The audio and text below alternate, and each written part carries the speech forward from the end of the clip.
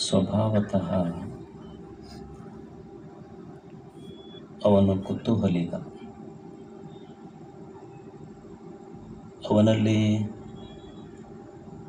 ಸದಾ ಸತ್ಯದ ಜಿಜ್ಞಾಸೆ ಆಂತರ್ಯದಲ್ಲಿ. ಈ ಭೌತ ಜಗತ್ತಿನಲ್ಲಿ, ಭಾವನಾತ್ಮಕ ಜಗತ್ತಿನಲ್ಲಿ, ವೈಶ್ವಿಕ ಜಗತ್ತಿನಲ್ಲಿ ಏನಿದೆ ಅನ್ನುವುದನ್ನು ಹುಡುಕಾಟದ ಮನೋಭಾವ.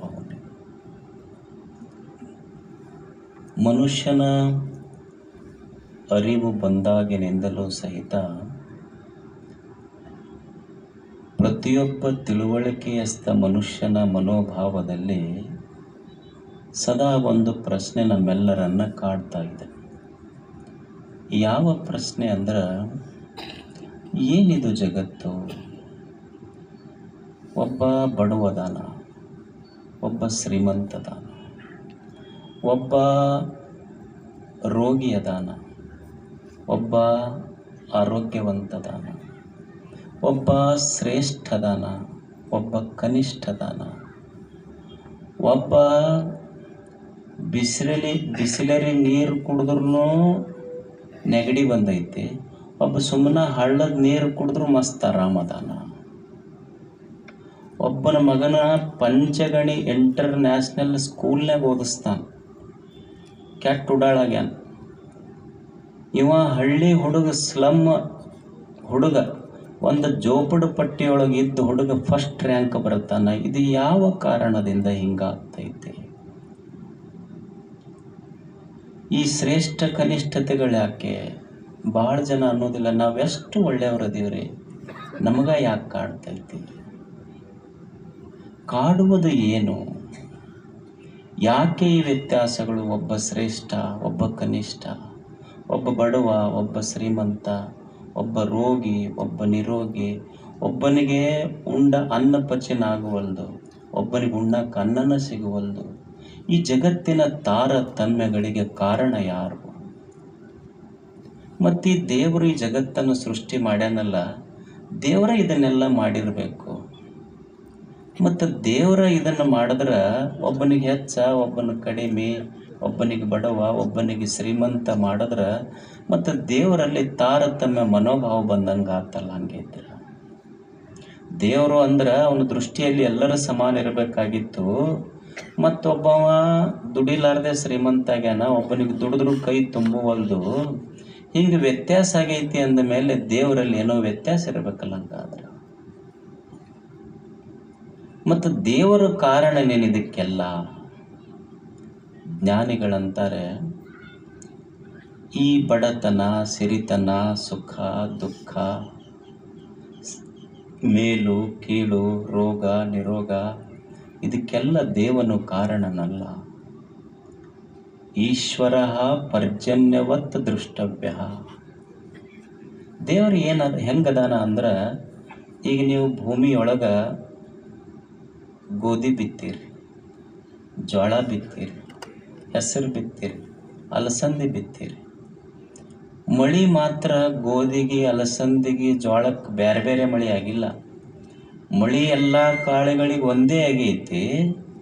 ಆದ್ರೆ ಮಳೆ ಒಂದೇ ಆಗಿದ್ದು, ಜೋಳ ಬಿತ್ತಿದ್ರೆ ಜೋಳದಂಗೆ ಬಂದೈತಿ, ಗೋಧಿ ಬಿತ್ತಿದ್ರೆ ಗೋಧಿಂಗೆ ಬಂದೈತಿ, ನೀವು ಶೇಂಗಾ ಬಿತ್ತಿದ್ರೆ ಶೇಂಗಾದಾಗ ಬಂದೈತಿ.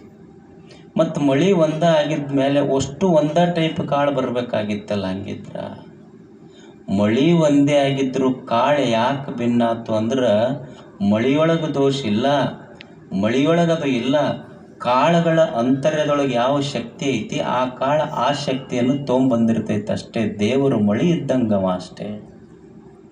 ಈಶ್ವರ ಪರ್ಜನ್ಯವತ್ತು ದೃಷ್ಟವ್ಯ. ಕಾಳಿನೊಳಗೈತಿ, ಶೇಂಗಾದ ಕಾಳಿನೊಳಗೆ ಶೇಂಗಾದ ರೂಪ ಆಂತರ್ಯದಲ್ಲಿ ವಾಸನ ಕುಂತೈತಿಲ್ಲ, ಅದು ತಗೊಂಡು ಬಂದೈತೆ ಮೇಲೆ. ಅದಕ್ಕೆ ದೇವರು ಸುಮ್ಮನೆ ಅವ ಕೆಟಲಿಟಿಕ್ ಏಜೆಂಟ್ ಅಂತ ಕರೀತಾರೆ. ಫಿಸಿಕ್ಸ್ನೊಳಗೆ ಒಂದು ಶಬ್ದ ಇದು. ಕೆಟಲಿಟಿಕ್ ಏಜೆಂಟ್ ಅಂದ್ರೆ, ಈ ನೀರಿದೆ ನೋಡಿ, ನೀರು ಎರಡು ವಸ್ತುಗಳು ಕೂಡಿ ಆಗ್ತಾವೆ, H2O ಅಂತ ಕರೀತಾರೆ ನೋಡ್ರಿ. ಎರಡು ಪ್ರಮಾಣ ಹೈಡ್ರೋಜನ್ನು, ಒಂದು ಪ್ರಮಾಣದ ಆಮ್ಲಜನಕ, ಅಂದ್ರೆ ಜಲಜನಕ ಆಮ್ಲಜನಕ ಕೂಡಿ ನೀರಾತು. ಆದ್ರೆ ಬರೇ ಜಲಜನಕ ಆಮ್ಲಜನಕ ಎರಡೂ ಕೂಡಿ ನೀರಾಗುವುದಿಲ್ಲ. ಜಲಜನಕ ಆಮ್ಲಜನಕ ಎರಡೂ ಕೂಡಿ ನೀರಾಗಬೇಕಾದ್ರೆ ಸೂರ್ಯನ ಬೆಳಕು ಬೇಕು. ಸೂರ್ಯನ ಬೆಳಕಿದ್ರೆ ಜಲಜನಕ ಆಮ್ಲಜನಕ ಕೂಡಿ ನೀರಾಗ್ತವೆ, ಇರದೇ ಇದ್ರೆ ಆಗುವುದಿಲ್ಲ. ಆಮ್ಲಜನಕ ಜಲಜನಕ ಎರಡೂ ಕೂಡಿ ನೀರಾಗಬೇಕಾದ್ರೆ ಸೂರ್ಯನ ಬೆಳಕು ಬೇಕು. ಮತ್ತು ಆಮ್ಲಜನಕ ಜಲಜನಕ ಒಡೆದು ನೋಡ್ರಿ ಬೆಳಕಿಲ್ಲ, ಮತ್ತು ಅವ ಇರಲಾರ್ದೆ ನೀರಾಗುವುದಿಲ್ಲ. ಇದು ದೇವನ ವೈಶಿಷ್ಟ್ಯ, ಇದು ಅಷ್ಟೇ. ಇದು ಬೆಳಕಿರಲಾರ್ದೆ ನೀರಾಗುವುದಿಲ್ಲ, ಇದು ಒಡೆದು ನೋಡಿದ್ರೆ ಬೆಳಕಿಲ್ಲ. ಹಾಗೆ ಅವ ಕೆಟಲಿಟಿಕ್ ಏಜೆಂಟ್ ಇದ್ದಂಗೆ ದೇವರು ಬೆಳಕಿದ್ದಂಗೆ ಅಷ್ಟೆ. ಈಗ ನೀವು ಬೆಳಕಿನೊಳಗೆ ಓದಬಹುದು, ಒಬ್ಬ ಬರಿಬಹುದು, ಒಬ್ಬವನ ಕಪಾಳಕ್ಕೆ ಹೊಡಿಬಹುದು. ಬೆಳಕಿನ ದೋಷ ಅಲ್ಲ, ಮಾಡುವವನ ಮೇಲೆ ನಿರ್ಭರ ಅಷ್ಟೇ. ದೇವರನ್ನ ಸುಮ್ಮನೆ ಬೆಳಕು ನೋಡ್ಬೇಕಷ್ಟೇ. ಅವನಿಗೆ ಸನ್ನಿಧಾನ ಕರ್ತೃತ್ವ ದೇವರಿಗೆ. ಹೌದ್ರಿ, ಮತ್ತು ದೇವರು ಇಲ್ಲಂತ ನೀವು ಕಾರಣ ಅಲ್ಲಂತೀರಿ. ಮತ್ತು ನಮಗೆ ನೋಡಿದ್ರೆ ಒಬ್ಬನಿಗೆ ಸುಖ ಆಗೈತಿ, ಒಬ್ಬನಿಗೆ ದುಃಖ ಆಗೈತಿ, ಒಬ್ಬನಿಗೆ ಚಲೋ ಆಗೈತಿ, ಒಬ್ಬನಿಗೆ ಕೆಟ್ಟಾಗೈತಿ. ಇದಕ್ಕೆ ಏನಾದರೂ ಕಾರಣ ಇರಬೇಕಲ್ಲ. ಯಾವ ಕಾರಣದಿಂದ ಹಿಂಗಾತು? ನೀವು ನೋಡಿ, ರಾಮಕೃಷ್ಣ ಪರಮಹಂಸರಿದ್ದರು. ರಾಮಕೃಷ್ಣ ಪರಮಹಂಸರು ನರೇಂದ್ರನನ್ನ ಮುಟ್ಲಿಲ್ಲ, ಸುಮ್ಮನೆ ಹಿಂಗೆ ನೋಡಿದ್ರೆ ವಿವೇಕಾನಂದ ನಿರ್ಮಾಣ ಆಗಿದ್ದ ಅಂಥ ರಾಮಕೃಷ್ಣ ಪರಮಹಂಸರು. ಕಾಳಿ ದಕ್ಷಿಣೇಶ್ವರದ ಕಾಳಿಯನ್ನ ಪರಮಹಂಸರು ಪೂಜಿಸಿ ಹೊರಗೆ ಬಂದ್ರ ಕಲ್ಲಿನ ಮೂರ್ತಿ ಕಾಳಿ. ರಾಮಕೃಷ್ಣ ಪರಮಹಂಸರು ಹಿಂಗೆ ಪೂಜಿಸಿ ಹೊರಗೆ ಬರುವಾಗ ಆ ಕಲ್ಲಿನ ಕಾಳಿಯ ಮೂರ್ತಿ ಮೂಗಿ ಕೈ ಒಯ್ದ್ರೆ ಕಲ್ಲಿನ ಮೂರ್ತಿಯೊಳಗೆ ಬಿಸಿ ಉಸಿರು ಬರ್ತಿತ್ತಂತಿದು ರಾಮಕೃಷ್ಣ ಪರಮಹಂಸರು. ಅಂಥವ್ರಿಗೆ ಕ್ಯಾನ್ಸರ್ ಆಯಿತು. ಇದಕ್ಕೆ ಕಾರಣ ಯಾರು ಹಂಗಿದ್ರೆ? ಅಂಥವ್ರಿಗೆ ಕಲ್ಲಿನೊಳಗೆ ದೇವಿ ಪ್ರತ್ಯಕ್ಷ ಆಗಿದ್ಲ ಅವ್ರಿಗೆ. ಅಂಥವ್ರಿಗೆ ಕ್ಯಾನ್ಸರ್ ಆತಲ್ಲ, ಮತ್ತದಕ್ಕೆ ಕಾರಣ ಯಾರು ಹಂಗಿದ್ರ? ಏನು ತಪ್ಪು ಮಾಡ್ಯಾರ ಜೀವನದೊಳಗೆ? ಪ್ರತಿನಿತ್ಯ ಬರೇ ತಪಸ್ಸ, ಕಣ್ಣು ತೆಗೆದ್ರೆ ತಪಸ್ಸ, ಕಣ್ಣು ಮುಚ್ಚಿದ್ರೆ ತಪಸ್ಸ. ಅಂಥವ್ರಿಗೆ ಕ್ಯಾನ್ಸರ್ ಆತಲ್ಲ. ಮತ್ತ ಏನು ಹಿಂದ ಯುದ್ಧ ನಡೀತು, ಕುರುಕ್ಷೇತ್ರ ಯುದ್ಧ. ಆ ಪ್ರದೇಶ ಹೆಂಗಿತ್ತು ಅಂದ್ರೆ ಧರ್ಮಕ್ಷೇತ್ರೇ ಕುರುಕ್ಷೇತ್ರ. ಆ ಕ್ಷೇತ್ರ ಬರೀ ಅಲ್ಲಿ ಋಷಿಗಳು ತಪಸ್ಸು ಮಾಡಿದ್ರು, ಯಜ್ಞ ಯಾಗಗಳನ್ನು ಮಾಡಿದ್ರು, ದಾನ ಧರ್ಮಗಳನ್ನು ಮಾಡಿದ್ರು. ಅಂಥ ಸ್ಥಳದೊಳಗೆ 18ನೇ ದಿವಸದೊಳಗೆ 18 ಅಕ್ಷಯುಹಿಣಿ ಸೇನೆ ಮರಣ ಹೊಂತಲ್ಲಿ. ಯಾವ ಸ್ಥಳದೊಳಗೆ ಜೀವ ಜಂತುಗಳು ಬದುಕಾಕ ಬರ್ತಿದ್ದೋ ಅಲ್ಲಿ ಹೆಣಗಳ ರಾಶಿ ಬಿದ್ದಿತ್ತಲ್ಲ. ಇದಕ್ಕೆಲ್ಲ ಯಾರ ಕಾರಣ? ಇದು ಯಾವ ಕಾರಣದಿಂದ ಇದು ಘಟಿಸ್ತು? ಏನು ಸತ್ಯ ಹರಿಶ್ಚಂದ್ರ? ಸತ್ಯ ಹರಿಶ್ಚಂದ್ರ ಸುಮ್ಮನೆ ಹಿಂಗೆ ಊರಾಗ ಹೋದ್ರ ಊರಿನ ಜನ ಅಂತಿದ್ರಂತ, ಪುರದ ಪುಣ್ಯಂ ಪುರುಷ ರೂಪಿಂದೆ ಹೋಗುತ್ತಿದೆ ಪಡವಿಗೆ. ಹರಿಶ್ಚಂದ್ರ ಊರು ಬಿಟ್ಟು ಹೊಂಟ್ರ ಊರಿನ ಪುಣ್ಯನ ಹರಿಶ್ಚಂದ್ರನ ರೂಪದಲ್ಲಿ ಹೊಂಟಂಗೆ ಜನರಿಗೆ ಅನಿಸ್ತಿಂತಂತ. ಅಂಥ ಹರಿಶ್ಚಂದ್ರ, ಅಂಥ ಸತ್ಯ ಹರಿಶ್ಚಂದ್ರ ಮಹಾರಾಜನಿಗೆ ಸುಡುಗಾಡು ಕಾಯುವ ಪ್ರಸಂಗ ಬಂತು. ಸ್ವತಃ ತನ್ನ ಮಗ ಲೋಹಿತಾಶ್ವನನ್ನ ಹೆಂಡತಿ ಹಿಡ್ಕೊಂಡು ಬಂದ್ರೆ ಸುಡಾಕ ಬಿಡ್ಲಾರ್ದಷ್ಟು ಕಠಿಣ ಕಾಲ ಬಂತು. ತಾರಾಮತಿ ಚಂದ್ರಮತಿ ಅತ್ಲು ಕರೆದ್ಲು, ದುಡ್ಡಿಲ್ಲ ನನ್ನ ಹತ್ರ ಮಗನಿಗೆ ಶವ ಸುಡ್ಲಿಕ್ಕೆ ಕೊಡಾಕ. ಅಂದ್ರೆ ನಿನ್ನ ಕೊಳ್ಳೊಳಗೆ ಕಟ್ಕೊಂಡಿದ್ದ ತಾಳಿ ಕೊಡು ಅಂದ್ರೆ ನಿನ್ನ ಮಗನಿಗೆ ಸುಡಾಕ್ ಬಿಡ್ತೀನಂತ ಗಂಡ ಕೇಳುವ ಪ್ರಸಂಗ ಬಂತಲ್ಲ. ಇದಕ್ಕೆಲ್ಲ ಕಾರಣ ಯಾರು ಹೇಳಿ? ಯಾವ ಕಾರಣದಿಂದ ಇದು ನಡೀತು? ಮತ್ತು ಚಂದ್ರಮತಿನ ಕಟ್ಕೊಂಡವ್ರು ಅಂಥ ತಿಳುವಳಿಕೆ ಹೆಣ್ಮಗಳಕ್ಕೆ. ಚಂದ್ರಮತಿನ ಕಟ್ಕೊಂಡವ್ರ ಪರಿಸ್ಥಿತಿನೇ ಹಿಂಗಾದ್ರೆ ಮತ್ತು ಚಂದ್ರಮತಿ ನಮ್ಮ ತಾರಾಮತಿ ಬಾರಾಮತಿ ಕಟ್ಕೊಂಡವ್ರ ಪರಿಸ್ಥಿತಿ ಏನಾಗಬೇಡ ನಿಮ್ಮದು? ಇವು ಒಂದು ಮತಿ ಅಲ್ಲ, ಬಾರಾಮತಿ ಅವು. ಪರಿಸ್ಥಿತಿ ಹೆಂಗಾಗಬೇಡ. ಇದಕ್ಕೆಲ್ಲ ಕಾರಣ ಯಾರು? ಸುಖಸ್ಯ ದುಃಖಸ್ಯ ನ ಕೋಪಿ ದಾತ. ಯಾವ ಕಾರಣದಿಂದ ಇದು ಘಟಿಸ್ತಪ್ಪ ಈ ಜಗತ್ತಿನೊಳಗೆ? ನಾವು ಅಂತೀವಿ ನಮಗ್ಯಾಕಿಷ್ಟು ಕಾಡ್ತೈತ್ರಿ ಅಪ್ಪ. ಅಲ್ಲ, ಸತ್ಯ ಹರಿಶ್ಚಂದ್ರನ ಪರಿಸ್ಥಿತಿಯೇ ಹಿಂಗಾದಾಗ ರಾಮಕೃಷ್ಣ ಪರಮಹಂಸರ ಪರಿಸ್ಥಿತಿಯೇ ಹಿಂಗಾದಾಗ ರಮಣ ಮಹರ್ಷಿಗಳಂಥವ್ರು ಎಂಥವ್ರು ರಮಣ ಮಹರ್ಷಿಗಳಂದ್ರೆ ವಿದೇಶದ ಜನ ಅವ್ರು ನೋಡಕ್ಕೆ ಬರ್ತಿದ್ರು. ಯಾಕಂದ್ರೆ ನಾವು ದೇವರನ್ನು ನೋಡಿಲ್ಲ, ದೇವ್ರು ಹೆಂಗದಾರಂದ್ರೆ ರಮಣ ಮಹರ್ಷಿಗಳ ರೂಪದಲ್ಲಿ. ರಮಣ ಮಹರ್ಷಿಗಳಿಗೆ ಕ್ಯಾನ್ಸರ್ ಆಯಿತು. ಅವರಿಗೆ ಹುಳ ಎಲ್ಲ ಮೈ ತುಂಬ ಬೀಳ್ತಿದ್ದು ಅಂತ. ಹುಳ ಕೆಳಗೆ ಬೀಳ್ತಿದ್ದು, ಕೆಳಗೆ ಬಿದ್ದಾಗ ಅವನ್ನೆಲ್ಲ ಕೆಳಗೆ ಬಿದ್ದು ಹುಳ ತಗೊಂಡು ಮತ್ತೆ ಮೈಯಾಗ ಹಾಕ್ಕೊಂಡು ಅರ್ಬಿ ಸುತ್ತಿದ್ರಂತವ್ರು. ಸುತ್ತಿದ್ರೆ ಸೇವಕರಂತಿದ್ರಂತ, ಹಂಗೆ ಮಾಡಬೇಡ್ರಿ, ನಿಮಗೆ ತೋರಿಸ್ತೀವಿ ನಾವು ದವಾಖಾನೆಗೆ, ಕೆಳಗೆ ಬಿದ್ದು ಹುಳ ಮೈಯಾಗ ಹಾಕ್ಕೊಂಡು ಕಟ್ಕೋಬೇಡ್ರಿ ಅಂದ್ರೆ ರಮಣರಂತಿದ್ರಂತ. ಈ ಜೀವ ಸತ್ತ ಮೇಲೆ ಮಣ್ಣಲ್ಲಿ ಮಣ್ಣಾಗಿ ಹೋಗಿಬಿಡ್ತೈತಿ, ಕೊನೆಗೆ ಇದ್ದಾಗ ಅವಿಷ್ಟು ಹುಳಾರ ತಿಂದು ಸಂತೋಷ ಪಡ್ಲು ಅಂತ ರಮಣರಂತಿದ್ರಂತ. ರಮಣ ಮಹರ್ಷಿಗಳಂಥವ್ರಿಗೆ ಕ್ಯಾನ್ಸರ್ ಆಯಿತು. ಹಾಗಿದ್ರೆ ಯಾವ ಕಾರಣದಿಂದ ಈ ಒಮ್ಮೆ ಸುಖದ ಭೋಗ, ಒಮ್ಮೆ ದುಃಖದ ಭೋಗಗಳು ಬರ್ತಾವಲ್ಲ, ಯಾವ ಕಾರಣದಿಂದ ಇದು ಘಟಿಸ್ತೈತಿ? ಯಾರು ಕಾರಣ ಇದು? ಸುಖಸ್ಯ ದುಃಖಸ್ಯ ನ ಕೋಪಿ ದಾತ. ಈ ಸುಖ ದುಃಖಗಳದವಲ್ಲ, ಇದಕ್ಕೆ ಯಾರು ಕಾರಣರು? ಸುಖಸ್ಯ ದುಃಖಸ್ಯ ನ ಕೋಪಿ ದಾತ. ಪರೋ ದದಾತಿ ಇತಿ ಕುಬುದ್ಧಿರೇಷಃ ಅಹಂ ಕರೋಮಿ ಇತಿ ವೃತಾಭಿಮಾನ ಸ್ವಕರ್ಮ ಸೂತ್ರೇಣ ಗ್ರಥಿತೋ ಹಿ ಲೋಕಃ. ಮನುಷ್ಯನೇ, ನಿನ್ನ ಸುಖ ದುಃಖಗಳಿಗೆ ನಿನ್ನ ಒಮ್ಮೆ ಜೀವನದಲ್ಲಿ ಸುಖದ ಭೋಗ ಬಂದೈತಿ, ಒಮ್ಮೆ ದುಃಖದ ಭೋಗ ಬಂದೈತೆಲ್ಲ.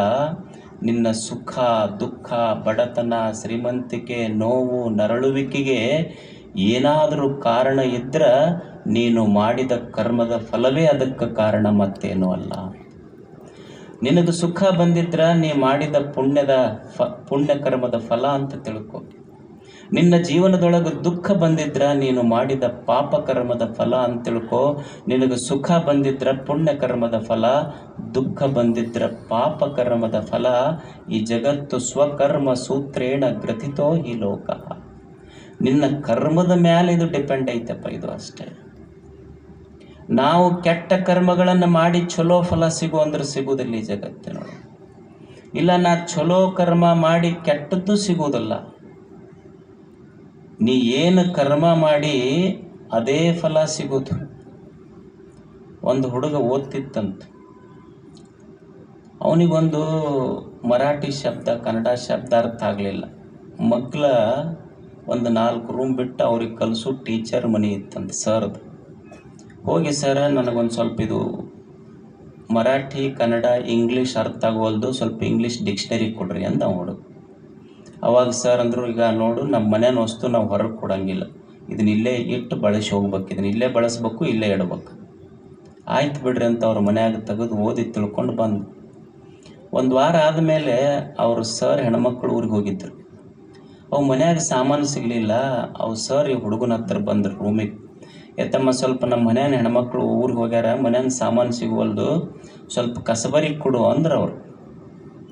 ಅವಾಗ ಅವನು ಹೇಳ್ದ, ಸರ್ ನಮ್ಮ ಮನ್ಯಾನ ಸಾಮಾನು ಹೊರಗೆ ಕೊಡಲ್ರಿ, ಬೇಕಾದ್ರೆ ಇಲ್ಲೇ ಉಪಯೋಗ ಮಾಡಿಟ್ಟವ್ರಿ,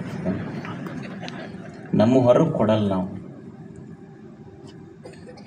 ನಾವು ಏನು ಮಾಡೀವಿ ಅದ ಸಿಗ್ತೈತಿ ಜಗತ್ತಿನೊಳಗೆ. ಬೇವಿನ ಬೀಜವ ಬಿತ್ತಿ ಬೆಲ್ಲದ ಕಟ್ಟೆಯ ಕಟ್ಟಿ ಆಕಳ ಹಾಲೆರೆದು ನೀವು ಜೇನು ತುಪ್ಪ ಅದರ ಮ್ಯಾಲೆ ಎರೆದ್ರ ಬೇವಿನ ಬೀಜ ಏನು ಮಾವಿನ ಫಲ ಕೊಡ್ಲಿಕ್ಕೆ ಸಾಧ್ಯ ಐತೆ? ಮನುಷ್ಯನೇ, ಬೇವಿನ ಬೀಜ ಬಿತ್ತಿದ್ರೆ ಬೇವಿನ ಬೀಜನೇ ಫಲ ಬರ್ತೈತಿ, ಕೆಟ್ಟದ್ದು ಮಾಡಿದ್ರೆ ಕೆಟ್ಟದ್ದು ಫಲವೇ ಬರ್ತೈತೆ ಅನ್ನೋದು ಇದು ಕರ್ಮ ಫಲದ ಸತ್ಯ ಮನುಷ್ಯನ. ಇದು ಗೊತ್ತಾಗೋದಕ್ಕಷ್ಟೇ. ನಾವೇನು ಮಾಡೀವಿ ಅದನ್ನೇ ಪಡ್ಕೋಬೇಕು ಈ ಜಗತ್ತಿನಲ್ಲಿ, ಇದನ್ನು ಬಿಟ್ಟು ಬೇರೆ ಇದು ಸಿಗೋದಿಲ್ಲ. ಹೆಂಗ್ರಿ ಇದು ನಡೀತೈತಿ? ಇದು ಎಲ್ಲರೇ ಏನು ಆಕಾಶದೊಳಗೇನು ನಿಂತಿರ್ತೈತೆ? ಹೆಂಗಿರ್ತೈತಿ ಇದು? ಈ ಮನಸ್ಸಿದೆಯಲ್ಲ, ಈ ಮನಸ್ಸಿನಲ್ಲಿ ಇದಕ್ಕೆ ಅಂತಃಕರಣ ಅಂತ ಕರೀತಾರೆ. ಈ ಅಂತಃಕರಣದೊಳಗೆ ಮನ, ಬುದ್ಧಿ, ಚಿತ್ತ, ಅಹಂಕಾರ ಅಂತದ. ಮನ ಸಂಕಲ್ಪ ವಿಕಲ್ಪಗಳನ್ನು ಮಾಡ್ತೈತಿ, ಬೇಕು ಬೇಡ ಅಂತ ಹೇಳ್ತೈತಿ. ಚಿತ್ತ ಬುದ್ಧಿ ಸರಿ ತಪ್ಪುಗಳನ್ನು ನಿರ್ಣಯ ಮಾಡ್ತೈತಿ. ಅಹಂಕಾರ ನಾನು ಉಂಡೆ ತಿಂದೆ ಅಂತ ಅಭಿಮಾನಿಸ್ತೈತಿ. ಅದರೊಳಗೊಂದು ಚಿತ್ತ ಐತೆಲ್ಲ, ಚಿತ್ತ ಹೆಂಗ ಅಂದ್ರೆ ಮನ, ಬುದ್ಧಿ, ಚಿತ್ತ ಅಂತ ಕರೀತಾರೆ. ಚಿತ್ತ ಮನುಷ್ಯನ ಎಲ್ಲ ನೆನಪುಗಳನ್ನು, ಅದೊಂದು ಮೆಮೊರಿ ಕಾರ್ಡ್ ಇದ್ದಂಗೆ ಚಿತ್ತ. ಈಗ ನೋಡ್ರಿ, ಹಿಂದೆಲ್ಲ ಏನ್ರಿ ಇಷ್ಟ ಮನುಷ್ಯನ ಚಿತ್ತ ಕಾಣ್ತೈತೇನೋ, ಇಷ್ಟೆಲ್ಲ ಹೆಂಗೆ ಸಂಗ್ರಹ ಮಾಡಿ ಇಟ್ಕೊಂತೈತೆ ನಮ್ಮ ಜನ್ಮ ಜನ್ಮಾಂತರದಂತ ನೀವು ಅನ್ಬೋದು. ನಾವು ಮನ್ಯಾಗ ಒಂದು ರೂಮ್ನಾಗ ಮಾಡಿದ್ದು ಇನ್ನೊಂದು ಗೊತ್ತಾಗೋದಿಲ್ಲ. ಜನ್ಮ ಜನ್ಮಾಂತರಗಳು ನಾವೆಲ್ಲಿ ಏನು ಮಾಡಿವೋ, ಪುಣ್ಯ ಪಾಪ ಇದೆಲ್ಲ ಚಿತ್ತ ಹೆಂಗೆ ಸಂಗ್ರಹ ಮಾಡ್ತೈತಿ ಅಂದ್ರೆ, ಹಿಂದೆಲ್ಲ ಏನಿತ್ತು ಅಂದ್ರೆ ಶಿಲಾಲೇಖಗಳಿದ್ದು, ಶಾಸನಗಳು ಬರೀತಿದ್ರು. ಅವಾಗ ಪುಸ್ತಕ ಹಾಳೆ ಇರಲಿಲ್ಲ, ಹೌದಲ್ಲ? ಶಾಸನಗಳು ಬರೀತಿದ್ರು. ಶಾಸನಗಳ ಕಾಲ ಹೋತು. ಯಾವಾಗ ಪುಸ್ತಕ ಬಂತು, ಕಲ್ಲಿನ ಮೇಲೆ ಬರೆಯೋದು ಬಿಟ್ಟು ಇಷ್ಟ ಸಣ್ಣ ಪುಸ್ತಕದಾಗ ಬರೆಯಕತ್ರ. ಅವಾಗ ಅಂದ್ರೆ ಮಿನಿಮೈಸ್ ಆಯ್ತು, ಹೌದಲ್ಲ? ಮತ್ತು ಪುಸ್ತಕದ ಕಾಲ ಹೋಗಿ CD ಡ್ರೈವ್ ಬಂದು ನೋಡ್ರಿ. ಹಿಂದೆಲ್ಲ CDಗಳಿತ್ತು ಅಲ್ಲ, ಮತ್ತು ಪುಸ್ತಕದ್ದೆಲ್ಲ ಮತ್ತೆ ಮಿನಿಮೈಸ್ ಮಾಡಿ CD ಒಳಗೆ ಮಾಡಿದ್ರು. ಮತ್ತು ಈಗ CDಗಳು ಹೋಗಿಬಿಟ್ಟವು, ಈಗೆಲ್ಲ ಚಿಪ್ ಅಂತ ಬಂದವ. ನೀವು ಎಷ್ಟರ ಮೆಮೊರಿ ಅದ್ರಾಗ ಸಂಗ್ರಹ ಮಾಡ್ಬೋದು. ಹೆಂಗೆ ನೀವು ಹೊರಗಿನ ವ್ಯವಹಾರಗಳನ್ನು ಚಿಪ್ನೊಳಗೆ ಸಂಗ್ರಹ ಮಾಡ್ತೀರಿ, ದೇವ ನಿಮ್ಮ ಪುಣ್ಯ ಪಾಪಗಳನ್ನು ಸಂಗ್ರಹ ಮಾಡಕ್ಕೆ ಒಳಗೊಂದು ಚಿತ್ತಿಟ್ಟನ. ಹೊರಗೆ ಕಂಪ್ಯೂಟರ್ ಚಿಪ್ಪ, ಒಳಗೆ ದೇವರಿಟ್ಟ ಚಿತ್ತ, ಎರಡೂ ಮಿನಿಮೈಸ್ ಮಾಡಿರ್ತಾವೆ ನಿಮ್ಮ ಅಷ್ಟೇ. ಏನ್ರಿ ಹಿಂದಿನ ಜನ್ಮದಾಗ ಮಾಡಿದ್ದು, ಹಿಂದೆ ಮಾಡಿದ್ದು ಈಗ ಹೆಂಗೆ ನಡೀತೈತದು, ಈ ಜನ್ಮದೊಳಗೆ ಹೆಂಗೆ ಓಡ್ತೈತದು ಅಂದ್ರೆ, ಈಗ ನೀವು ಸೈಕಲ್ ಹೊಡಿತೀರಿ, ಹೌದಲ್ಲ? ಒಂದು ಅರ್ಧ ಕಿಲೋಮೀಟ್ರ್ ಹೊಡ್ಕೊಂಬರ್ರಿ, ಹೊಡ್ಕೊಂಡು ಬಂದಿಂದ ನೀವೇನು ಫೆಡ್ಲ್ ಹೊಡ್ಯೋದು ಬೇಕಾಗಿಲ್ಲ, ಅದು ತಾನೇ ಓಡ್ತಿರ್ತೈತೆ ಮುಂದೆ. ಹಂಗೆ ಹಿಂದಿನ ಜನ್ಮದೊಳಗೆ ಏನು ಓಡಿಸಿರಿ, ಅದು ಈ ಜನ್ಮದೊಳಗೆ ಮಾಡಲಿಲ್ಲ ಅಂದರೂ ಫೆಡ್ಲ್ ನಿಂತರೂ ಓಡ್ತಿರ್ತೈತಲ್ಲ ಸೈಕಲ್ಲ. ಹಂಗೆ ನಮ್ಮ ಕರ್ಮದ ಫಲಗಳು ನಮ್ಮ ಜೀವನದಲ್ಲಿ ಬಂದು ಹೋಗ್ತಾವೆ. ಮನುಷ್ಯನೇ ಇಲ್ಲಿ ಏನು ಮಾಡ್ಯಾನ, ಸ್ವಕರ್ಮ ಸೂತ್ರೇಣ ಗ್ರಥಿತೋ ಹಿ ಲೋಕಃ. ಇದೆಲ್ಲ ನಮ್ಮ ಕರ್ಮ ಫಲಗಳ ಮೇಲೆ ಜೀವನ ನಿಂತೈತಿ, ಇಲ್ಲಿ ಜಗತ್ತು ನಿಂತೈತಿ. ಈಗ ನೀವು ನೋಡ್ರಿ, ಒಬ್ಬ ದಾರಿ ಮೇಲೆ ಹೋಗ್ತಿರ್ತಾನೆ. ಹೋಗಾಗ ಒಬ್ಬ ಸುಮ್ಮನೆ ಪಟ್ಪಟಿ ಅಂತೀರಿ ನಿಂತೀರಿ ನೀವು, ಮೋಟ್ರ್ ಸೈಕಲ್ ತೊಗೊಂಡು ಹೋಗ್ತಿರ್ತಾನೆ. ಒಂದು ಮುದುಕು ನಿಂತಿರ್ತೈತಿ, ಅವ ಸುಮ್ಮನೆ ನಿಂತಾನೆ. ಬಾ ಕಾಕ ಅಲ್ಲಿ ಕರ್ಕೊಂಡು ಹೋಗ್ತೀನಿ ಅಂತ ಹತ್ತಿಸ್ಕೊಂಡು ಹೊಂಟ. ಹೋಗಿ ಒಂದು ಎಮ್ಮಿ ಕರ ಗುದ್ದ. ಇದು ಮುದುಕ ಕಾಲು ಮುರ್ಕೊಂಡು ಬಿತ್ತೆರಡು. ಮಾತಾಡ್ಸಕ್ಕೆ ಬಂದವರಿಗೆಲ್ಲ ಹೇಳ್ತಿದ್ದು, ನಾ ಸುಮ್ಮನೆ ನಿಂತಿದ್ನೋ ಬಾ ಅಂತ ಕರ್ಕೊಂಡು ಹೋದವ. ನಾ ಸುಮ್ಮನೆ ನಿಂತಿದ್ನೋ ಬಾ ಅಂತ ಕರ್ಕೊಂಡು. ಮತ್ತು ಆ ಗಾಡಿ ಮೇಲೆ ಎಷ್ಟು ಮೋಟರ್ ಸೈಕಲ್ ಹೋಗಿಲ್ಲೇನು, ಎಷ್ಟು ಮೋಟರ್ ಸೈಕಲ್ ಹೋಗ್ಯಾವ. ಮತ್ತು ಇವಂದ ಕಾಲು ಯಾಕೆ ಮುರಿಬೇಕಲ್ಲಿ ಹೇಳಿ? ಮೋಟರ್ ಸೈಕಲ್ ಭಾಳ ಹೋಗಿಲ್ಲೇನು, ಇವಂದ ಕಾಲು ಯಾಕೆ ಮುರಿತು? ಸ್ವಕರ್ಮ ಸೂತ್ರೇಣ ಗ್ರಥಿತೋ ಹಿ ಲೋಕಃ. ನಮ್ಮ ಕರ್ಮದ ಫಲಗಳಷ್ಟೇ. ಈಗ ಒಬ್ಬ ಯಜಮಾನ ಬರ್ತಾನೆ ಗುರುಗಳ ಹತ್ರ ಬಂದು ಅಂತಾನೆ, ಯಪ್ಪ ನನ್ನ ಮಗ ಒಟ್ಟು ಆಸ್ತಿ ಕೊಡ್ಲಾರ್ದಕ್ಕೆ ನನಗೆ ಜಂಬೆನ ತೋರ್ಸಕತ್ತಾನ, ಚಾಕು ತೋರ್ಸಕತ್ತಾನ, ಮತ್ತು ಮದುವೆಯಾಗಿಂದ ಹಿಂಗೆ ಮಾಡಕತ್ತಾನ. ಮೊದಲು ಚಲೋ ಇದ್ದವ, ಮತ್ತು ನೀನ ಮಿತಿ ತೆಗೆದು ಕೊಟ್ಟು ಅವನ ಲಗ್ನಕ್ಕೆ ಗುರುಗಳ ಮುಂದೆ ಹೇಳಕತ್ತವ. ಅವ್ರ ಗುರುಗಳಂದ್ರು, ಅವತ್ತಿನ ಮಿತಿ ಚಲೋ ಇತ್ತಪ್ಪ, ಇವತ್ತು ನನ್ನ ಮಿತಿ ಕೆಟ್ಟೈತಿ, ಏನು ಮಾಡೋದು? ನೀವ ಲಗ್ನಕ್ಕೆ ಬಂದಿರಿ, ನಿಮ್ಮ ಸನ್ನಿಧಿಯೊಳಗೆ ಲಗ್ನ ಆಗೈತಿ, ನಮಗೆ ತೋರ್ಸಕತ್ತಾನ, ಏನು ಮಾಡಬೇಕು? ಒಬ್ಬವ ಮಗ ಚಾಕು ತೋರ್ಸಕತ್ತಾನ ತಂದೆಗೆ. ಒಂದು ಹಳ್ಳಿ ಹುಡುಗ ಕುಳ್ಳ ಅರಸವನ ಮಗ ಕಲೆಕ್ಟರ್ ಆಗಿ ಬಸ್ ನೋಡದ ತಂದೆಗೆ ವಿಮಾನದಾಗ ಹಾರಿಸಾಡಕತ್ತಾನಲ್ಲ, ಇದು ಯಾರು ಮಾಡಿದ್ದು? ಸ್ವಕರ್ಮ ಸೂತ್ರೇಣ ಗ್ರಥಿತೋ ಹಿ ಲೋಕಃ. ನಾವೇನು ಮಾಡಿರ್ತೀವಿ ಅದನ್ನು ನೋಡೋದಷ್ಟೇ ಈ ಜಗತ್ತಿನಲ್ಲಿ. ಸ್ವಕರ್ಮ ಸೂತ್ರೇಣ ಗ್ರಥಿತೋ ಹಿ ಲೋಕಃ. ನಮ್ಮ ಕರ್ಮದ ಫಲಗಳ ಮ್ಯಾಲ ಜೀವನ ನಿಂತಿರ್ತೈತೆ ಇಲ್ಲಿ. ಒಮ್ಮೆ ದುರ್ವಾಸ ಮುನಿಗಳು, ಒಂದು ಮಹಾಭಾರತದೊಳಗೆ ಒಂದು ಘಟನಾ ನಡೀತು. ದುರ್ವಾಸ ಮುನಿಗಳಂತಿದ್ರು. ಅವರು ನದಿಯಲ್ಲಿ ಸ್ನಾನ ಮಾಡ್ತಿದ್ರು. ನದಿಯಲ್ಲಿ ಸ್ನಾನ ಮಾಡುವಾಗ ಏನಾಯ್ತು ಅಂದ್ರೆ, ಅವರು ಕೌಪಿನ ದಾರಿಗಳಾಗಿ ಸ್ನಾನ ಮಾಡ್ತಿದ್ರು. ನದಿ ಸ್ನಾನ ಮಾಡುವಾಗ ಪಾಪ ಆ ದುರ್ವಾಸ ಮುನಿಗಳ ಸಣ್ಣ ಕೌಪಿನ ಲಂಗುಟಿ ಅಂತೀವಲ್ಲ, ಹರಿದು ನದಿಯೊಳಗೆ ಹೋಯ್ತು. ಅಷ್ಟೊತ್ತಿಗೆ ಏನಾಗಿತ್ತು ಅಂದ್ರೆ, ದ್ರೌಪದಿ ತನ್ನ ಸಖಿಯರನ್ನ, ಸ್ನೇಹಿತರನ್ನ ಕರ್ಕೊಂಡು ನದಿ ಸ್ನಾನಕ್ಕೆ ಬಂದಿದ್ಲಕಿನು. ಅವರು ಹೆಣ್ಮಕ್ಳು ಬಂದಾರ, ಹ್ಯಾಂಗ ಮ್ಯಾಲೆ ಹೋಗೋದಂತ ಇವ ಒಳಗೆ ಹೊಳ್ಯಾಗ ದುರ್ವಾಸ ಮುನಿ. ಅವರು ದೊಡ್ಡವರು ಸ್ನಾನ ಮಾಡಕತ್ತಾರ, ನಾವು ಒಳಗಿಳ್ಯಾರ ಹೆಂಗಂತ ಅವ್ರು ಹೊರಗೆ. ಇದು 1 ತಾಸು 2 ತಾಸು 3 ತಾಸು ನಡೀತು. ದ್ರೌಪದಿಗೆ ಗೊತ್ತಾಯ್ತು, ಪಾಪ ಸನ್ಯಾಸಿಗಳದ್ದೇನೋ ತೊಂದರೆ ಆಗಿದೆ ಅಂತ ತಿಳ್ಕೊಂಡು ಆಕೆ ಏನು ಮಾಡಿದ್ಲು ಅಂದ್ರೆ, ತಾನುಟ್ಟ ಪೀತಾಂಬರವನ್ನು ಹರಿದು ನದಿ ಮ್ಯಾಲ ದೂರ ಹೋಗಿ ಬಿಟ್ಲು. ಅದು ಸೀದಾ ಹರ್ಕೊಂತ ದುರ್ವಾಸ ಮುನಿ ಹತ್ರ ಬಂತು. ದುರ್ವಾಸ ಮುನಿ ದ್ರೌಪದಿ ತನ್ನ ಸೀರೆ ಪೀತಾಂಬರವನ್ನು ಹರಿದು ಬಿಟ್ಟ. ಸೀರೆ ಬಿಟ್ಟಿದ್ಲಲ್ಲ, ಅದನ್ನು ಉಟ್ಕೊಂಡು ಮ್ಯಾಲ ಬಂದು ದ್ರೌಪದಿಗೆ ಹೇಳ್ತಾನೆ, ಮಗು, ನೀ ಇವತ್ತು ನನ್ನ ಮಾನ ಕಾಪಾಡಿಯಲ್ಲ, ನಿನಗೆ ಒಳ್ಳೇದಾಗಲಿ ಅಂತಿಷ್ಟು ಆಶೀರ್ವಾದ ಮಾಡೋದಷ್ಟೆ ದುರ್ವಾಸ ಮುನಿ. ನಿಮಗೆ ಗೊತ್ತೈತಿ, ಮಹಾಭಾರತದ ಘಟನೆ ನಡೀತು. ಒಂದು ದಿವಸ ದ್ರೌಪದಿಯ ಸೀರೆ ಸೆಳೆಯುವ ಪ್ರಸಂಗ ಬಂತು. ಅರ್ಧ ಸೀರೆ ಸೆಳೆದ ಮೇಲೆ ಕೃಷ್ಣ ಬಂದ.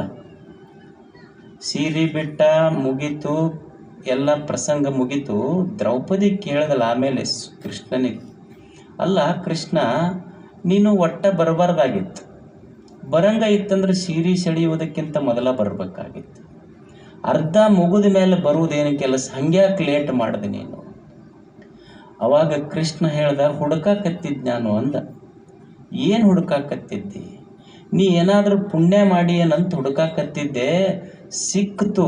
ಏನು ಸಿಕ್ತು ಅಂದ್ರೆ, ಹಿಂದೆ ದುರ್ವಾಸ ಮುನಿ ಸ್ನಾನ ಮಾಡುವಾಗ ನೀನೊಂದು ನಿನ್ನ ಪೀತಾಂಬರ ಹರಿದು ಬಿಟ್ಟಿದ್ದೆಲ್ಲ, ನೀನು ಹರಿದು ಬಿಟ್ಟ ಪೀತಾಂಬರವೇ ಇಂದು ನಿನ್ನ ಮಾನ ಕಾಪಾಡುವ ದಿವ್ಯಾಂಬರವಾಗಿ ನಿನಗೆ ಬಂದೈತೆ. ಈ ಜಗತ್ತಿನೊಳಗ ನಾವು ಬೇಡಿದ್ದು ಸಿಗುವುದಿಲ್ಲ, ನಾವು ನೀಡಿದ್ದು ಸಿಗುತ್ತೈತೆ ಅನ್ನೋದು ಸತ್ಯ. ಇದು ತಿಳ್ಕೊಬೇಕು ಮನುಷ್ಯ. ನಾವು ಬೇಡಿದ್ದು ಸಿಗುವುದಿಲ್ಲ, ನಾವು ನೀಡಿದ್ದು ಸಿಗುತ್ತೈತಿ ಜಗತ್ತಿನಲ್ಲಿ. ಅದಕ್ಕೆ ಇಲ್ಲೆಲ್ಲ ಕರ್ಮ ಫಲಗಳ ಮೇಲೆ ಈ ಜಗತ್ತು ನಿಂತೈತಿ. ನ್ಯೂಟನ್ ಅಂತಿದ್ದ ವಿಜ್ಞಾನಿ, ನ್ಯೂಟನ್ ಅಂತಾನ. ಈ ಚಲನೆಯ ನಿಯಮ ಹೇಳ್ತಾನ ಅವನು. ಮೂರನೆಯ ಚಲನೆಯ ನಿಯಮ ಏನು ಹೇಳ್ತಾನಂದ್ರ, ಈ ಜಗತ್ತಿನಲ್ಲಿ ಏನೇನು ಐತೆಲ್ಲ, ಪ್ರತಿಯೊಂದು ಚಲನೆಗೆ, ಪ್ರತಿಯೊಂದು ಕ್ರಿಯೆಗೂ ಸಹಿತ ಒಂದು ಸಮನಾದ ಪ್ರತಿಕ್ರಿಯೆ ಐತಿ ಅಂತ. For every action there is equal and opposite reaction. ಪ್ರತಿಯೊಂದು ಕ್ರಿಯೆಗೆ ಸಮನಾದ ಪ್ರತಿಕ್ರಿಯೆ ಐತಿ ಜಗತ್ತು. ನೀವೊಂದು ಚೆಂಡು ಒಗಿರೋ ಒಂದು ಗಾಡಿಗೆ ನೀವು ಎಷ್ಟು ಫೋರ್ಸ್ನಿಂದ ಒಗೆದಿರ್ತೀರಿ, ಅಷ್ಟ ಫೋರ್ಸ್ನಿಂದ ಬರ್ತೈತೆ ಅದು ಇಲ್ಲಿ. ಅದಕ್ಕೆ ಇಡೀ ಜಗತ್ತು ನಮ್ಮ ಕರ್ಮ ಫಲಗಳ ಮೇಲೆ ಈ ಜಗತ್ತು ನಡೀತೈತಿ. ನಾವು ಒಳ್ಳೆಯದು ಮಾಡಿದ್ರೆ ಒಳ್ಳೆಯದು ಬರ್ತೈತಿ, ಕೆಟ್ಟದ್ದು ಮಾಡಿದ್ರೆ ಕೆಟ್ಟದ್ದು ಬರ್ತೈತಿ ಅನ್ನೋದೇ ಇದರ ಸೂತ್ರ ಅಷ್ಟೇ. ಸ್ವಕರ್ಮ ಸೂತ್ರೇಣ ಗ್ರಥಿತೋ ಹಿ ಲೋಕಃ. ನಮ್ಮ ಕರ್ಮಗಳ ಮೇಲೆ ನಮ್ಮ ಜೀವನ ಕಟ್ಟಿರ್ತೈತಷ್ಟೇ. ಒಂದು 3 ಜನ ಕುಡುಕರಿದ್ರಂಥವ್ರು. ಕುಡುದು ಅವರಿಗೆ ತಿರುಪತಿಗೆ ಹೋಗ್ಬೇಕು ಅನ್ನಿಸ್ತಂತ. ಅವ್ರು ರಾತ್ರಿ ಏನು ಮಾಡಿದ್ರು, ಅಡ್ಡಾಡೋದು, ಆ ಕಡೆ ಅಂಗಡಿಯಾಗ ಕುಡಿದು ಸೊಲ್ಲಾಪುರ ರೈಲ್ವೆ ಸ್ಟೇಷನ್ಗೆ ಹೋದು ಅಂತ 3 ಹೋಗಿ ತಿರುಪತಿಗೆ ಹೋಗ್ಬೇಕಲ್ಲ. ಮತ್ತು ದೇವ್ರ ಟ್ರೈನ ಎಲ್ಲ ಅಷ್ಟು ಬೋಗಿ ಫುಲ್ ಆಗಿಬಿಟ್ಟಿದ್ದು. ಒಂದು ಜನರಲ್ ಬೋಗಿ ಕೊನೆಗೆ ಇಟ್ಟಿದ್ರಂಥದ್ದು. ಅದ್ರಾಗ ಜನರಲ್ ಬೋಗಿಯಾಗಿ ಕೇಳ್ತೀರ, ಎಲ್ಲ ಪ್ಯಾಕ್ ಇತ್ತದು ಪೂರ. ಇವ್ರು 3 ಕುಡ್ದಿದ್ದು, ಅರ್ಧ ಕುಡ್ದಿದ್ದು. ಅವ್ರು 3 ಮಾತಾಡಿದ್ರು, ಅಲ್ಲೋ ಇದು ಬೋಗಿ ನೋಡಿದ್ರೆ ಫುಲ್ ಐತಿ, ಇದ್ರಾಗ ಹೆಂಗೆ ಹತ್ತದು? ಅದ್ರಾಗ ಒಬ್ಬ ಶಾಣೆ ಇದ್ದವ, ನೀ ನೋಡಿ ಹೆಂಗೆ ಇಳಿಸ್ತೀನಿ ಇವ್ರಿಗೆಲ್ಲ ಅಂದವ. ನೀ ನೋಡ ನಾ ಹೆಂಗೆ ಇಳಿಸ್ತೀನಿ ಇವ್ರಿಗೆ. ಅಲ್ಲೋ ಜನರಲ್ ಬೋಗಿ ಫುಲ್ ಐತಲ್ಲಿದ್ದು, ನೀ ನೋಡಿ ಈಗ ಅಂಥೇಳಿ ಹೋಗಿ ಈಗ ಅನೌನ್ಸ್ ಮಾಡ್ದ. ನಾವು ರೈಲ್ವೆ ಸ್ಟೇಷನ್ ಡಿಪಾರ್ಟ್ಮೆಂಟ್ನವರು ಈ ಬೋಗಿ ಒಳಗೊಂದು ಹಾವು ಬಂದೈತಿ, ಅದಕ್ಕೆ ದಯವಿಟ್ಟು ಎಲ್ಲರೂ ಕೆಳಗಿಳಿಬೇಕಂದವ. ಹಾವು ನಾಗರಾವು ಬಂದೈತೆ ಅಂದ ಕೂಡಲೇ ನಾ ಬಿದ್ದೆ, ನೀ ಬಿದ್ದೆ ಅಂತ ಮುದುಕರು ಬೆಳ್ಕೊಂತ ಎಲ್ಲ ಹೊರಗೆ ಹೋದ್ರು.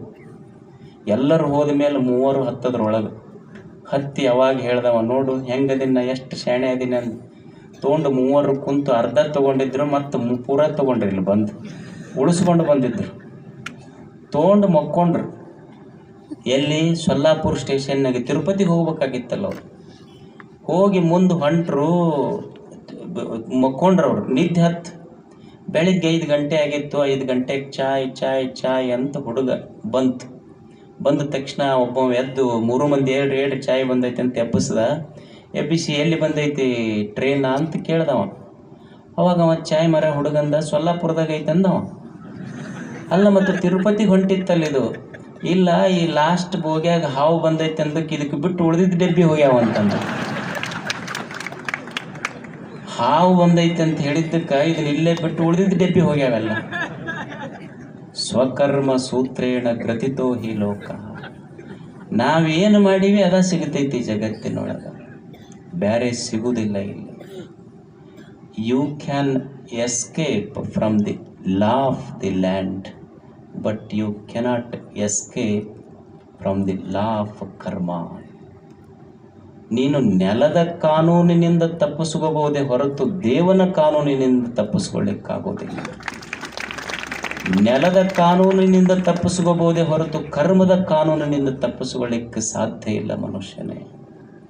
ನೀ ಏನು ಬಿತ್ತಿ ಅದೇ ಬೆಳೆ ಬರ್ತೈತಿಲ್ಲ ಅಷ್ಟೇ. ಮತ್ತು ನೀವು ಅನ್ಬೋದು, ಹೌದ್ರಿ ಮತ್ತೆಲ್ಲ ಇದು ಹಣೆ ಬರನ, ಕರ್ಮವೇ ನಮ್ಮ ಹಣೆ ಬರನ ಎಲ್ಲ ನಿರ್ಣಯ ಮಾಡ್ತಿದ್ರೆ ಮತ್ತು ನಾವು ಸುಮ್ಮನೆ ಕುಂತು ಬಿಡೋದೇನು, ಕೆಲಸ ಏನೈತಿ, ಉಣ್ಣೋದು ತಿನ್ನೋದು ತಾನೇ ಬರ್ತೈತಿ ಇನ್ನು ಮೇಲೆ. ನಮ್ಮ ಹಣೆ ಬರದಾಗಿದ್ದರೆ ಬರ್ತೈತಿ, ಇರಲಿಲ್ಲ ಅಂದ್ರೆ ಇಲ್ಲಪ್ಪ. ಹಿಂಗಾದ್ರೆ ಜಗತ್ತು ನಡೀತೈತೆ ನನಗಿದ್ರೆ. ನಮ್ಮ ಹಣೆ ಬರದಾಗಿದ್ದರೆ ಬರಲ್ರಿ, ಇಲ್ಲ ಅಂದ್ರೆ ಹೋಗಲ್ಲ ಆ ಕಡೆ. 12ನೇ ಶತಮಾನದ ಶರಣರು ಎಷ್ಟು ಜ್ಞಾನಿಗಳವರು, ಅವರಲ್ಲಿ ಎಷ್ಟು ದಿವ್ಯತೆ ಇಷ್ಟು, ಎಷ್ಟು ಅದ್ಭುತ ಜ್ಞಾನ ಇತ್ತು. ಮನುಕುಲ ಹಿಂಗೆ ಕೇವಲ ಹಣೆ ಬರಹವನ್ನು ನಂಬಿ ಬದುಕು ಕೆಡಿಸ್ಕೋಬಾರದು. ಹಣೆ ಬರಕ್ಕಿಂತ ಏನಾದರೂ ದೊಡ್ಡದಿದೆ ಏನು ಜಗತ್ತಿನಲ್ಲಿ? ಮನುಷ್ಯ ಹಣೆ ಬರಹವನ್ನೇ ನಂಬಿ ನನ್ನ ಹಣೆ ಬರದಾಗ ಹಿಂಗಾಗೈತಿ, ನನ್ನ ಹಣೆ ಬರ ಸರಿಗಿಲ್ಲ, ನನ್ನ ಹಣೆ ಬರದಾಗ ಹಿಂಗೆ ಬರೆದು ನನ್ನ ಜೀವನ ಹಿಂಗಾಗೈತಿ ಅಂತ ಬದುಕು ಕೆಡಿಸ್ಕೋಬಾರ್ದು ಮನುಷ್ಯ ಅನ್ನೋದು ಅವ್ರ ದೃಷ್ಟಿಕೋನ. ಚನ್ನಬಸವಣ್ಣ ಬಹಳ ದೊಡ್ಡ ಜ್ಞಾನಿ ಮನುಷ್ಯ. ಚನ್ನಬಸವಣ್ಣ ಒಂದು ಸುಂದರವಾದ ನಿರ್ಣಯಕ್ಕೆ ಬರ್ತಾನೆ. ಏನು ಹಣೆ ಬರ ಶ್ರೇಷ್ಠವೋ ಅಥವಾ ಮನುಷ್ಯ ಪುರುಷ ಪ್ರಯತ್ನ ಶ್ರೇಷ್ಠವೋ? ಹಣೆ ಬರದಾಗ ನಿರ್ಣಯ ಆಗಿತ್ತಂದ್ರೆ ಹಂಗಾಗ್ತೈತೋ, ಮತ್ತು ಹಣೆ ಬರವನ್ನು ಮೀರಿ ಮನುಷ್ಯ ಅದನ್ನು ಮೆಟ್ಟಿ ನಿಲ್ಲುವ ಸಾಮರ್ಥ್ಯ ಮನುಷ್ಯನಲ್ಲಿದೆಯೋ? ಅವ ನಿರ್ಣಯ ಮಾಡಿ ಒಂದು ಸುಂದರವಾದ ವಚನ ಬರೀತಾನೆ ಚನ್ನಬಸವಣ್ಣ. ಪ್ರಾರಬ್ಧ ಪ್ರಯತ್ನಗಳ ತಾರತಮ್ಯವ ನಿಲ್ಲಿ ಹೇಳುವೆ ಕೇಳಿರಯ್ಯ. ಪ್ರಾರಬ್ಧ ಅಂದ್ರೆ ಇದು ಶಬ್ದ ಯಾವಾಗ ಪ್ರಾರಬ್ಧ ಅಂತ ನಾ ಬಳಸ್ತೀನಿ, ಹಣೆ ಬರಹ ಅಂತಲೇ ತಿಳ್ಕೊಳ್ರಿ, ದೈವಂತರ ತಿಳ್ಕೊಳ್ರಿ, ನಿಮಗೇನು ತಿಳಿತೈತೆ ಅದು ತಿಳ್ಕೊಳ್ರಿ ಅಷ್ಟು. ಪ್ರಾರಬ್ಧ ಅಂದ್ರೆ ಹಣೆ ಬರಹ. ಪ್ರಾರಬ್ಧ ಪ್ರಯತ್ನಗಳ ತಾರತಮ್ಯವನಿಲ್ಲಿ ಹೇಳುವೆ ಕೇಳಿರಯ್ಯ. ಪ್ರಾರಬ್ಧ ಮತ್ತು ಪ್ರಯತ್ನ ಇವುಗಳಲ್ಲಿ ಯಾವುದು ಶ್ರೇಷ್ಠ ಅಂತ ನಿಮಗೆ ಹೇಳ್ತೀನಿ ಕೇಳ್ರಿ. ವಿಶ್ವಾಮಿತ್ರ ಅವ ಕ್ಷತ್ರಿಯನಾದರೂ ಸಹಿತ ತಪ ಪ್ರಭಾವದಿಂದ ಬ್ರಹ್ಮಜ್ಞಾನಿಯಾಗಲಿಲ್ಲವೇ? ಮಾರ್ಕಂಡೇಯನು ಶಿವಭಕ್ತ್ಯಾಧಿಕ್ಯದಿಂದ ಚಿರಂಜೀವಿಯಾಗಲಿಲ್ಲವೇ? ರಾವಣ ಕೀಚಕಾದಿಗಳು ಪಾಪಾಧಿಕ್ಯದಿಂದ ಹತಭಾಗ್ಯರಾಗಲಿಲ್ಲವೇ? ಇದು ಕಾರಣ ನೀನು ಕೈಕೊಂಡ ಕಜ್ಜದಲ್ಲಿ ಪ್ರಯತ್ನವೇ ಪ್ರಾರಬ್ಧವಾಗಿ ಫಲವೀವುದರಿಂದ ಪ್ರಾರಬ್ಧಕ್ಕಿಂತ ಪ್ರಯತ್ನವೇ ಮಿಗಿಲಾಗಿಪ್ಪುದು ಕಾಣ ಚನ್ನಬಸವಣ್ಣ. ಇದು ಶರಣರು.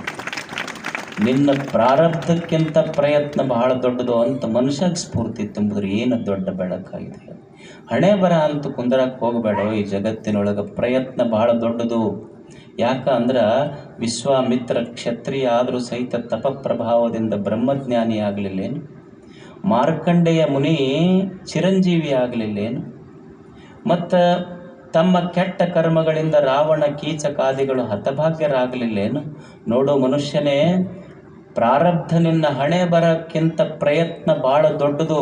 ಯಾಕಂದ್ರೆ ನೀವು ನೋಡಿ, ಒಬ್ಬ ತಾಯಿ ಇರ್ತಾಳೆ, ಮನೆಯಾಗೆಲ್ಲ ಅಡುಗೆ ಮಾಡಿಟ್ಟಿರ್ತಾಳ, ಹಾರ್ಲಿಕ್ಸ್ ಮಾಡಿರ್ತಾಳ, ಗಂಜಿ ಮಾಡಿರ್ತಾಳ, ಎಲ್ಲ ಮಾಡಿ ಮಗುವಿಗೆ ಉಣಿಸ್ಬೇಕಂತ ಬಂದಾಗ ಮಗ ಹಠ ಮಾಡ್ತಿರ್ತೈತಿ. ಹಠ ಮಾಡುವ ಮಗನಿಗೆ ತಾಯಿ ಹಂಗೆ ಬಿಡೋದಿಲ್ಲ. ಅಲ್ಲಿ ನೋಡಿ ಚಂದಮಾಮ ಅದ ನೋಡಂತ ಒಮ್ಮೆ ಚಂದಮಾಮನ ತೋರಿಸ್ತಾಳ, ಚಂದಪ್ಪನ ತೋರಿಸ್ತಾಳ, ಒಮ್ಮೆ ಗಿಲಿಗಿಲಿ ಕೊಡ್ತಾಳ, ಒಮ್ಮೆ ಜೋಗಳ ಹಾಡ್ತಾಳ, ಒಮ್ಮೆ ಹಾಡ್ತಾಳ. ಮತ್ತು ಇದು ತಗೊಳ್ಳುವಲ್ದು ಹುಡುಗನ ಹಣೆ ಬರನ ಇಷ್ಟ ಐತಂತ ಬಿಟ್ಟಾಳೆ. ಏನು ತಾಯಿ ಅಡುಗೆ ಮಾಡಿಟ್ಟಿನಿ, ಇದ್ರ ಹಣೆ ಬರ ಉಣ್ಲಿಲ್ಲ ಅಂದ್ರೆ ನಾ ಏನು ಮಾಡಲಿ ಅಂತ ಬಿಟ್ಟಿಲ್ಲ. ಆ ತಾಯಿ ಆಕೆಗೊಂದು ಮಗುವಿಗೆ ಜೋಗಳ ಹಾಡಿ ಚಂದಪ್ಪನ ತೋರಿಸಿ ಉಣಿಸುವ ಪ್ರಯತ್ನ ಮಾಡಿದ್ದಕ್ಕೆ ಜಗತ್ತು ಬದುಕೈತೆ ಹೊರತು ಮಗನ ಹಣೆ ಬರ ಅಂತ ಬಿಟ್ಟಿದ್ರೆ ಬದುಕೈತೇನೆ ಜಗತ್ತು? ತಾಯಿಯ ಪ್ರಯತ್ನ ಮಕ್ಕಳನ್ನು ದೊಡ್ಡವರನ್ನಾಗಿ ಮಾಡೈತಷ್ಟೆ. ಒಬ್ಬ ಮನೆ ಮುಂದೆ ಮಾವಿನ ಗಿಡ ಐತಿ. ಒಂದ ಅಂತಸ್ ಮನೆ ಮ್ಯಾಳಗಿ ತುಂಬ ದೊಡ್ಡ ಗಿಡ ಬಾಗಿ ಮಾವಿನ ಹಣ್ಣು ಬಿಟ್ಟೈತಿ. ಅವ ಅಂದ, ಹಣ್ಣು ಎಷ್ಟು ಚಲೋ ಆಗ್ಯಾವಲ್ಲ, ಹಾದಿಗೆ ಹೋಗೋರು ಕಣ್ಣು ಬಿದ್ದೈತೆ ಅದ್ರ ಮೇಲೆ, ಮಾವಿನ ಹಣ್ಣಿನ ಮೇಲೆ. ಇವ ಅಂದ, ಕೆಳಗೆ ಕುಂತ್ಕೊಂಡು ಮಕ್ಕೊಂಡು ಬಾಯಿ ತೆರ್ಕೊಂಡು ಕುಂತ ನನ್ನ ಹಣೆ ಬರದಾಗಿದ್ದರೆ ಬೀಳಿಸಿದ ನನ್ನ ಬಾಯಾಗಂದ. ಅವ ದೇವ್ರಂದ ಏನು ಹುಚ್ಚದಿಯೋ ಕೋಡಿ, ನಿನ್ನ ಹಣೆ ಬರದೈತೆ ಅಂತ ತಿಳ್ಕೊಂಡ ನಿನ್ನ ಅಂಗಳದೊಳಗೆ ಮಾವಿನ ಗಿಡ ಬೆಳೆಸಿ ಹಣ್ಣು ಬಿಡಿಸೀನಿ. ನಿನ್ನ ಹಣೆ ಬರದಾಗ ಏನು ಬರದೈತಿ ಅಂದ್ರೆ ಕೆಳಗೆ ಮೊಕ್ಕೊಂಡ್ರೆ ಹಣ್ಣು ಸಿಗ್ತೈತೆ ಅಂತ ಬರೋದಿಲ್ಲ. ನಿನ್ನ ಹಣೆ ಬರದಾಗ ಏನು ಕಳಿಸೀನಿ ಅಂದ್ರೆ ಸಿಡಿ ಹತ್ತಿ ಹೋಗಿ ಹರ್ಕೊಂಡ್ರೆ ಹಣ್ಣು ಸಿಗ್ತೈತೆ ಅಂತ ಬರೆದು ಕಳಿಸೀನಿ. ಹತ್ತು ಮೊದಲ ಅಂತ ದೇವ್ರು ಅಂತಿರ್ತಾನ. ಶರಣರಿಗೆ ಏನು ಕಲಿಸಿದ್ರು ಅಂದ್ರೆ ಮನುಷ್ಯನೇ ಹಣೆ ಬರ ಯಾವುದರಿಂದ ಅಳಕಿಸಬಹುದು, ಹಣೆಯ ಬರವನ್ನು ಯಾವುದರಿಂದ ಅಳಗಿಸ್ಲಿಕ್ಕೆ ನೀವು ಅಂತೀರಿಲ್ಲ. ಅದೇನು ಸೆಟಗೆವು ಬರದಾಳ ಏನಂತೀರಿ ಈ ಕಡೆ ಅಂತೀರಿಲ್ಲ. ಅದನ್ನು ಸೆಟಗೆವು ಬರದಾಳ ಅಂತಾರಲ್ಲ. ಸೆಟಗೆವು ಬರೆದಿದ್ದಕ್ಕಿ ಸೆಟ್ಕೊಂಡು ಹೋಗ್ಬೇಕು. ಹಂಗೆ ಶರಣರು ಹೇಳ್ತಾರೆ. ಏನಂತಾರೆ ಅಂದ್ರೆ ಮನುಷ್ಯನೇ ಹಣೆಯ ಬರಹವನ್ನು ಕಷ್ಟಪಟ್ಟು ದುಡಿತಿಯಲ್ಲ, ಹಣೆಯ ಬರಹವನ್ನು ಬೆವರಿನ ಹನಿಯಿಂದ ಮಾತ್ರ ಅಳಿಸ್ಲಿಕ್ಕೆ ಸಾಧ್ಯದೆಯೋ ಪ್ರಯತ್ನ ಮಾಡ ನೀನಂತ ಶರಣರಂತ. ಪ್ರಯತ್ನ ಬೇಕಿಲ್ಲ ಅಷ್ಟೇ. ಪ್ರಯತ್ನ ಇರದೇ ಇದ್ದರೆ ಜಗತ್ತಿನೊಳಗೇನೂ ಆಗೋದಿಲ್ಲ. ಪ್ರಯತ್ನ. ಒಂದು ಘಟನಾ ನಡೀತು ಪಂಜಾಬದೊಳಗೆ. ಇದನ್ನೊಮ್ಮೆ ನಾನು ಕೇಳಿದ್ದೆ. ಇದನ್ನು ಕೇಳಿದ ಘಟನೆ ಹೇಳ್ತೇನೆ ನಿಮಗೆ. ಒಬ್ಬರು ಜ್ಞಾನಿಗಳು, ಒಬ್ಬರು ತಿಳಿದವರು ಈ ಘಟನೆಯನ್ನು ಹೇಳಿದರು. ಪಂಜಾಬದೊಳಗೆ ಒಂದು ಘಟನೆ ನಡೀತಂತೆ. ಏನು ನಡೀತು ಅಂದ್ರೆ, ಒಂದು ಹುಡುಗಿಗೆ ಒಂದು ಊರಿಗೆ ಮದುವೆ ಮಾಡಿ ಕೊಟ್ಟರು. ಮದುವೆ ಮಾಡಿ ಕೊಟ್ಟ ಮೇಲೆ 1 ವರ್ಷ ತುಂಬೋದ್ರೊಳಗೆ ಒಂದು ಮಗು ಆಯ್ತು. ಅವರು ಗಂಡನ ಮನೆಯವರು ತವ್ರ ಮನೆಗೆ ಈ ಹೆಣ್ಮಗಳು ಹೆರಿಗೆಗಂತ ಬಂದು ಗಂಡನ ಮನೆಯವ್ರು ಹೇಳಿ ಕಳಿಸಿದ್ರು ಆಕೆ. ಏನು ಅಂದ್ರೆ, ನೀ ಗಂಡು ಹಡ್ಕೊಂಡ ಬರ್ಬೇಕು ನಮ್ಮ ಮನೆಗೆ ಅಂತ. ಆಕೆ ಹೆರಿಗೆಗೆ ಹೋದ್ಲು, ಮಗು ಆಯ್ತು. ಗಂಡು ಆಗಲಿಲ್ಲ, ಹೆಣ್ಣು ಮಗು ಆಯ್ತು. ಮತ್ತೆ 2 ವರ್ಷದೊಳಗೆ ಮತ್ತೆ ಹೆಣ್ಮಗಳು ಗರ್ಭಿಣಿ ಆದ್ದು. ಗಂಡನ ಮನ್ಯಾಗ ಹೇಳಿ ಕಳಿಸಿದ್ರು, ಈಗ ಮೊದಲನೇದು ಹೆಣ್ಣಾದ್ರೆ ಆಗಲಕ್ಕ, ಈ ಸಲ ಮಾತ್ರ ಹೆಣ್ಣಾಗುವಂಗಿಲ್ಲ, ಗಂಡು ಹಡ್ಕೊಂಡ ಬರ್ಬೇಕು ನೀವು. ಏನು ಅಕ್ಕಿ ಕೈಯಾಗ ಐತೆ ಫ್ಯಾಕ್ಟ್ರಿ? ಏನು ಮ್ಯಾಲಿಂದ ಹಾಕೋದು ಕೂಡಲೇ ಬರಾಕ? ದೇವನ ಕೈಯಾಗ ಐತದ. ನೀ ಗಂಡು ಹಡ್ಕೊಂಡ ಬರ್ಬೇಕಂತ ಹೋದ್ಲು. ಹೆರಿಗಾತು, ಮಗು ಆಯ್ತು, ಮತ್ತೆ ಹೆಣ್ಣಾಯ್ತು. ಮತ್ತೊಂದು 2 ವರ್ಷ ಆದಮೇಲೆ ಮತ್ತೆ ಗರ್ಭ ಧರಿಸಿದ್ಲ ಹೆಣ್ಮಗಳು. ಅವ್ರ ಮನ್ಯಾಗ ಹೇಳಿ ಕಳಿಸಿದ್ರು, ಈ ಸಲ ನೀ ತವ್ರ ಮನೆಗೆ ಹೆರಿಗೆಗೆ ಹೋಗ್ತೀಯಲ್ಲ, ಈ ಸಲ ಗಂಡಾತು ಕೂಸ ನೀನಿಬ್ಬರು ಕೂಡಿ ಬರ್ಬೇಕು. ಅಕಸ್ಮಾತ್ ಹೆಣ್ಣಾದ್ರೆ ಇಲ್ಲ ಕೂಸು ಬರಬೇಕು, ಇಲ್ಲ ನೀ ಬರ್ಬೇಕು. ಇಬ್ಬರದಾಗ ಒಬ್ಬರ ನಮ್ಮ ಮನೆಗೆ ಬರ್ಬೇಕು. ಹೋದ್ಲು ಹೆಣ್ಮಗಳು, ಹೆರಿಗಾತು, ಮತ್ತೆ ಹೆಣ್ಣಾತು. ಹೆಣ್ಣಾದ ಕೂಡಲೇ ಗಂಡನ ಮನೆಗೆ ಸುದ್ದಿ ಸಹಿತ ಮುಟ್ಟಿಸ್ಲಿಲ್ಲ. ಆ ಹೆಣ್ಮಗಳ ದಿವಸ ಮಗು ಹುಟ್ಟಿಂದ ಅಳಕ್ಕೆ ಶುರು ಮಾಡಿದ್ರು. ಮನ್ಯಾಗ ಎಲ್ಲರೂ ಅಳದ ಏನು ಮಾಡಬೇಕು? ಕೊನೆಗೆ 3 ದಿವಸ ಆಯಿತು, ಗಂಡನ ಮನೆಗೆ ಸುದ್ದಿ ಸಹಿತ ಕಳಿಸ್ಲಿಲ್ಲ. ಆ ತಾಯಿ ಪ್ರತಿನಿತ್ಯ ಕಣ್ಣೀರ ಮಾತ್ರ ಕೂಳು ಅನ್ನೋದೇ ಇರಲಿಲ್ಲಕ್ಕೆ. ಅತ್ತು ಇಷ್ಟು ಜೀವ ಗಟ್ಟಿ ಮಾಡಿ ಒಂದು ನಿರ್ಣಯಕ್ಕೆ ಬಂದ್ಲು. ಡಿಸೆಂಬರ್ದೊಳಗೆ ನೀವು ಪಂಜಾಬ್ದೊಳಗೆ ಭಯಂಕರ ಚಳಿ ಇರ್ತೈತಿ. ನಮ್ಮಲ್ಲಿ ಏನು ಇರೋದಿಲ್ಲ. ಆ ಕಡೆ ಎಲ್ಲ ಸ್ನೋಫಾಲ್ ಆಗ್ತಿರ್ತೈತಿ, ಬರ್ಫ್ ಬೀಳ್ತಿರ್ತೈತಿ ಬಾರ್ಡರ್ಗಳಲ್ಲೆಲ್ಲ. ಆಕೆ ಒಂದು ನಿರ್ಣಯ ಮಾಡಿದ್ದು. ಒಂದು ಡಿಸೆಂಬರ್ ಕೊರೆವಂಥ ಅತಿ ಚಳಿಯಾದ ರಾತ್ರಿ, ಯಾರೂ ಇರಲಿಲ್ಲ. ತಾಯಿ ಗಟ್ಟಿ ಮನಸ್ಸು ಮಾಡಿ ತನ್ನ 3 ದಿವಸದ ಮಗುವನ್ನು ಹೆಣ್ಣು ಮಗುವನ್ನು ಅಂಗಳದೊಳಗೆ ಹಾಕದು. ಮಗು ಸುಮ್ಮನೆ ಅಲ್ಲೇ ಪ್ರಾಣ ಬಿಡಲಕ್ಕಂತ ಕೊರೆವ ಚಳಿಯೊಳಗೆ ಹಾಕಿ ಸುಮ್ಮನೆ ದೂರ ಮೂಲೆಯಾಗ ನಿಂತು ಅಳ್ತಿದ್ಲು ತಾಯಿ. ರಾತ್ರಿ 10, 10:30, 11ಕ್ಕೆ ಹಾಕಿದ್ದು. ಬೆಳಿಗ್ಗೆ 4:30, 5 ಗಂಟೆವರೆಗೂ ಕೊರೆಯುವ ಚಳಿಯೊಳಗೆ ಮಗು ಹೆಂಗಾಗಿತ್ತು ಅಂದ್ರೆ, ತಾಯಿ 5 ಗಂಟೆ ಸುಮಾರು ಹೋಗಿ ನೋಡ್ತಾಳ, ಮಗು ಪೂರ ಹೆಬ್ಬಟ್ಟಿನಿಂದ ಹಳ್ಳೆತ್ತಿವರೆಗೆ ನೀಲಿ ಕಲರ್ ಆಗಿತ್ತು. ಆಕಿಗೇನು ಕೂಸು ಸತ್ತೈತಿ ಅಂತ ಭಾಳ ದುಃಖ ಆಗಿ ಆ ಕೂಸಿನ ಓಡಿ ಹೋಗಿ ಎದೆಗೆ ಹಚ್ಕೊಂತಾಳ ತಾಯಿ. ಆದರೆ ಆಶ್ಚರ್ಯ ಏನಾಗಿತ್ತು ಅಂದ್ರೆ, ಮಗುವಿನ ಮೈಬಣ್ಣ ನೀಲಿಯಾಗಿತ್ತು. ಅದರ ಆಶ್ಚರ್ಯ ಏನಾಗಿತ್ತು ಅಂದ್ರೆ, 3 ದಿವಸದ ಮಗುವಿನ ಎದೆಯ ಬಡಿತ ತಾಯಿಯ ಎದೆಯ ಬಡಿತಕ್ಕೆ ಗೊತ್ತಾಗಿತ್ತು. ಮಗು ಇನ್ನೂ ಜೀವಂತಿತ್ತದು, ಅಷ್ಟು ಕೊರೆವ ಚಳಿಯೊಳಗೂ ಸರಿ. ಅವಾಗ ತಾಯಿ ಅಂತಾಳ, ಇಷ್ಟು ಕೊರೆವ ಚಳಿಯೊಳಗೆ ನನ್ನ 3 ದಿವಸದ ಮಗುವಿಗೆ ನಾನು ಹಾಕೇನಿಲ್ಲ. ಸಾವಿನೊಂದಿಗೆ ಹೋರಾಡಿ 3 ದಿವಸದ ಮಗು ಗೆದ್ದು ಬಂದೈತಿ. ಸಾವು ಜೀವನದ ಅಂತಿಮ ಸತ್ಯ. ದೊಡ್ಡವರ ನಮಗೆ ಸ್ವೆಟ್ರ್ ಹಾಕೊಳ್ಳಿಲ್ಲ ಅಂದ್ರೆ ಹಂಗೆ ಹೋಗೇ ಬಿಟ್ಟಿರ್ತೀವಿ, ಮತ್ತು ಈ ಕಡೆ ಮನೆಗೆ ಸಹಿತ ಬರೋದಿಲ್ಲ. ಅಲ್ಲೇ ಹೋಗಿದ್ದಿರಿ, ವಾಕಿಂಗ್ ಹೋದಲ್ಲೇ ಹೋಗಿಬಿಟ್ರು, ಸಮೀಪ ಆತಂತ ಮುಗಿಸ್ಬಿಟ್ಟಿವೆ. 3 ದಿವಸದ ಮಗು ಕೊರೆವ ಚಳಿಯೊಳಗೆ ಇನ್ನೂ ಜೀವಂತಿತ್ತು. ತಾಯಿಯ ಮಗುವಿನ ಎದೆಯ ಬಡಿತ, ತಾಯಿಯ ಎದೆ ಬಡಿತ ಗೊತ್ತಾದಾಗ ತಾಯಿ ಅಂತಾಳ, ಈ 3 ದಿವಸದ ಮಗು ಇನ್ನೂ ಬದುಕೈತಿ ಅಂದ ಮೇಲೆ, 3 ದಿವಸದ ಮಗು ಸಾವಿನೊಂದಿಗೆ ಹೋರಾಡಿ ಬದುಕಿದೆ ಅಂದ ಮೇಲೆ, ಮೈ 3 days daughter she has fought for her life. ನನ್ನ 3 ದಿವಸದ ಮಗು ತನ್ನ ಜೀವನಕ್ಕಾಗಿ ಸಾವಿನೊಂದಿಗೆ ಹೋರಾಡದ ಮೇಲೆ, ನನ್ನ 3 ದಿವಸದ ಮಗುವಿಗೆ ಹೆಣ್ಣು ಹುಟ್ಟಿದ್ರೆ ಏನಾಯ್ತು, ಈಕಿ ಸಲುವಾಗಿ, ಜೀವನದ ಸಲುವಾಗಿ ಐ ವಿಲ್ ಫೈಟ್, ನಾನು ಬದುಕ್ತೇನೆ, ಹೆಣ್ಣು ಹುಟ್ಟಿದ್ರೆ ಏನಾಯ್ತು ಅಂತ ಮಗುವನ್ನು ಉಳಿಸ್ಕೊಂಡ್ಲಕ್ಕೆ ಕಲೆ. 3 ದಿವಸದ ಮಗು ಸಾವಿನೊಂದಿಗೆ ಹೋರಾಡಿ ಬಂತು. ನಮ್ಮ ಹೊರಗೆ ಹೊಂಟ್ರ ಬೆಕ್ಕ ಅಡ್ಡು ಬಂತ್ರಿ ಅಂತ. 3 ದಿವಸದ ಮಗುವಿನಲ್ಲಿ ಎಂಥ ಧೈರ್ಯ ನೋಡಿ. ನಮ್ಮ ಹಂಗಾಗೋದಿಲ್ಲ, ಹೊರಗೆ ಹೊಂಟಂದ್ರೆ ಬೆಕ್ಕ ಅಡ್ಡು ಬಂತು. ಯಾಕ್ರಿ ಕೆಲಸ ಆಗೋದಿಲ್ಲ ರೀ ನಮ್ಮ ಎಲ್ಲ, ಯಾಕೆ ಬೆಕ್ಕ ಅಡ್ಡು ಬಂದೈತಿ? ಅಲ್ಲ, ಬೆಕ್ಕ ಅಡ್ಡು ಬಂದ್ರೆ ಏನು ಸಮಸ್ಯೆ ನಿನಗೆ? ಬೆಕ್ಕ ಅಡ್ಡು ಬಂದ್ರೆ ಕೆಲಸ ಆಗೋದಿಲ್ಲ ರೀ. ಅದು ಬೆಕ್ಕ ಅಂತಿರ್ತೈತಿ, ನಾ ಅಡ್ಡು ಬಂದ್ರೆ ನಿನಗೆ ಕೆಲಸ ಆಗೋದಲ್ಲ, ನೀ ಅಡ್ಡು ಬಂದ್ರೆ ನನಗೆ ಇವತ್ತು ಹಾಲ ಸಿಗೋದಿಲ್ಲ ಯಾರ ಮನೆಯಾಗ ಅಂತ ಅದು ಅಂತಿರ್ತೈತಿ. ಏನು ಮನುಷ್ಯನ ಮನೋಭಾವ! ಒಂದು ಸಣ್ಣ ಕೂಸಿನೊಳಗೆ ಎಂಥ ಛಲ. ನಮ್ಮಲ್ಲಿ ಬರೇ ನೆಪಗಳಷ್ಟೆ. ಏನು ಹೊರಗೆ ಹೊಂಟಿದ್ದ, ಯಾಕ್ರಿ ಎಲ್ಲಿಗೆ ಹೊಂಟಿದ್ರೆ? 7:30 ಎಲ್ಲಿಗೆ ಹೊಂಟಂತ ಕೇಳಿದೆವು. ಹೊರಗೆ ಹೊಂಟು ಮನ್ಯಾಗ ಒಳಗೆ. ಅಲ್ಲ, ನೀವು ಊರಿಗೆ ಹೊಂಟಿಯಲ್ಲ, ಇವಾಗ ಕೇಳ್ದ ಮನ್ಯಾಗ ಹೊಂಟಿ. ಮತ್ತು ಅವು ಕಂಡಕ್ಟ್ರ್ ಏನು ಎಲ್ಲಿಗೆ ಹೊಂಟಿ ಅಂತ ಕೇಳಂಗಿಲ್ಲ. ತ್ರಿಕಾಲ ಜ್ಞಾನಿ ಹಂಗೆ ಟಿಕೆಟ್ ಕೊಡ್ತಾನೆ, ಏನು ಅಲ್ಲಿ ಇಳಿತೀನಿ? ಕೇಳೋರಲ್ಲ ಅಲ್ಲಿ. ಏನು 3 ದಿವಸದ ಮಗುವಿನಲ್ಲಿ ಎಂಥ ಅದ್ಭುತ ಶಕ್ತಿ ಇತ್ತು. ಮನುಷ್ಯ ಇದನ್ನು ನೋಡಿ ಕಲಿಬೇಕಷ್ಟೇ. ಆತ್ಮವಿಜ್ಞಾನ ಇದೊಂದು.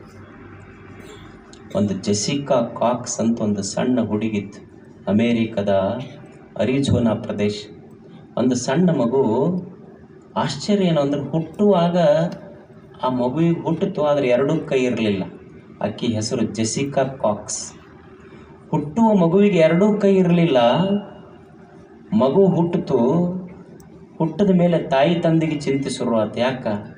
ಹುಟ್ಟುವ ಮಗುವಿಗೆ 2 ಕೈ ಇಲ್ಲ. ಮಗು ಬೆಳೆದು ದೊಡ್ಡದಾತು, 4 ವರ್ಷ ಆಯ್ತು, 5 ವರ್ಷ ಆಯ್ತು. ಆಶ್ಚರ್ಯ ನೋಡಿ, ದೇವನ ಲೀಲೆ ಎಷ್ಟು ಅದ್ಭುತ ಅಂದ್ರೆ, 3 ವರ್ಷದ ಮಗು, 4-5 ವರ್ಷದ ಮಗು ಕೈ ಇಲ್ಲ. ಕಾಲಿಲೆ ನಾಷ್ಟ ಮಾಡೋದು ಕಲಿತು, ಕಾಲಿನಿಂದ ಸ್ನಾನ ಮಾಡೋದು ಕಲಿತು, ಕಾಲಿನಿಂದ ತನ್ನ ಹೆಣಲ್ಲಿ ತಾನ ಹಾಕೊಳ್ಳೋದು ಕಲಿತು, ಕಾಲಿನಿಂದ ತನ್ನ ಬಟ್ಟೆ ತಾನ ಹಾಕೋದು ಕಲಿತು, ಕಾಲಿನಿಂದ ಬರೆಯುವುದು ಕಲಿತು, ಅಕ್ಷರ ಕಲಿತು.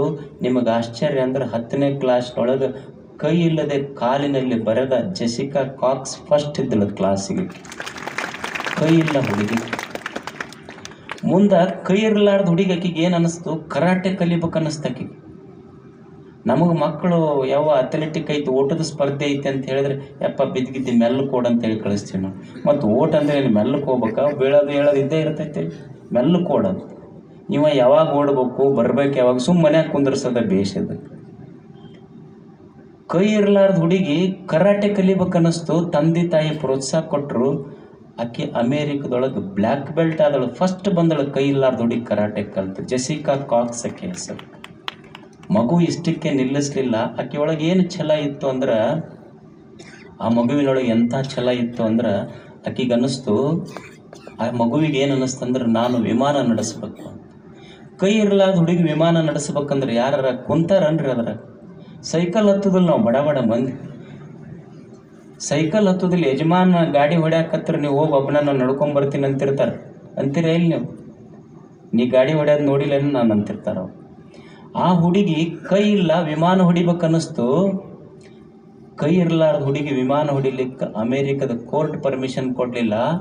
ಹುಡುಗಿ ಕೋರ್ಟಿಗೆ ಹೋಗಿ ಪರ್ಮಿಷನ್ ತಗೊಂಡು, ನಿಮಗೆ ಆಶ್ಚರ್ಯ ಅನ್ನಿಸ್ಬೋದು, ವಿಶ್ವದಲ್ಲಿಯೇ armless first pilot in the world, ಕೈ ಇರಲಾರ್ದ ಹೆಣ್ಮಗಳು ವಿಮಾನ ನಡೆಸಿದ ವಿಶ್ವದ ಮೊಟ್ಟ ಮೊದಲ ಮಹಿಳೆ ಅಂದರೆ ಜೆಸಿಕಾ ಕಾಕ್ಸ್. ವಿಮಾನ ನಡೆಸಿದ ಕೈ ಇರಲಾರ್ದ ಹೆಣ್ಮಗಳು. ನಮಗೆಲ್ಲ ಅದಾವ, ಒಟ್ಟ ಕೈ ನುಸ್ತೈತ್ರಿ, ಮೈ ನುಸ್ತೈತಿ. ನಮಗೆ ದೇವರು ಹೆಂಗಿಟ್ಟಾನ ನೋಡಿ. ಬದುಕು ಒಬ್ಬೊಬ್ಬರದ್ದು ಹೆಂಗೆ ಕಟ್ಟ್ಯಾನ. ಏನು ಮನುಷ್ಯಾಗ ಆತ್ಮವಿಶ್ವಾಸ ಇರಬೇಕು, ಬದುಕುವ ಛಲ ಇರಬೇಕು. ಒಂದು ಸ್ವಲ್ಪ ಛಲ ಇರಲಿಲ್ಲ ಅಂದ್ರೆ ಹೆಂಗೆ ಹೇಳಿ. ವಿಶ್ವಾಸ ಇರದೇ ಇದ್ದರೆ, ಛಲ ಇರದೇ ಇದ್ದರೆ ಬದುಕು ಹೆಂಗೆ. ಎಷ್ಟು ಜನ ಈ ದೇಶದಲ್ಲಿ ಕಣ್ಣಿರ್ಲಾರ್ದವರು ಭಿಕ್ಷುಕರಾಗಿಲ್ಲ ಹೇಳಿ. ನೀವು ಈ ಹೆಸರು ಕೇಳಿರಬೇಕು, ನಮ್ಮ ಕರ್ನಾಟಕದಲ್ಲಿ ಭಾಳ ದೊಡ್ಡ ಹೆಸರು. ಎಷ್ಟು ಜನ ಕಣ್ಣಿಲ್ಲಾರ್ದವರು ಭಿಕ್ಷುಕರಾಗ್ಯಾರ, ನಮ್ಮ ಜೀವನನ ಮುಗೀತಂತ ತಿಳ್ಕೊಂಡಾರ. ಆದ್ರೆ ಇದೇ ನಾಡಿನೊಳಗೆ ಒಬ್ಬ ವ್ಯಕ್ತಿ ಬದುಕದ, ಅವನಿಗೆ ಕಣ್ಣಿರಲಿಲ್ಲ. ಅವ ಅಂದ, ನನಗೆ ಕಣ್ಣು ಇರದೇ ಇದ್ರೆ ಏನಾಯ್ತು, ಕಣ್ಣಿಲ್ಲದ ಮಕ್ಕಳಿಗೆ ನಾನು ಕಣ್ಣಾಗಬೇಕಂದ ಪುಟ್ಟರಾಜ ಗವಾಯಿಗಳಾಗಿದ್ರು, ಪಂಚಾಕ್ಷರಿ ಗವಾಯಿಗಳಾಗಿದ್ದರು. ಸಾವಿರ ಕಣ್ಣಿಲ್ಲದ ಮಕ್ಕಳಿಗೆ ಸಂಗೀತ ಕಲಿಸಿದ್ರು ಅವರು. ಕಣ್ಣಿರ್ಲಾರ್ದವರು ಬಸವ ಪುರಾಣ ಬರೆದ್ರೆ, ಕಣ್ಣಿದ್ದಂಥ ರಾಜೇಂದ್ರ ಪ್ರಸಾದ್ ಅವರು ತಲೆ ಮೇಲೆ ಇಟ್ಟುಕೊಂಡು ಕುಣಿದ್ರು. ಕಣ್ಣಿಲ್ಲಾರ್ದವ್ ಬರೆದ ಬಸವ ಪುರಾಣ. ಏನು ಮನುಷ್ಯರ ಬದುಕ್ಯಾರ ಅವರು. ಎಷ್ಟು ಉತ್ಸಾಹ ಇತ್ತು ಅವರಲ್ಲಿ.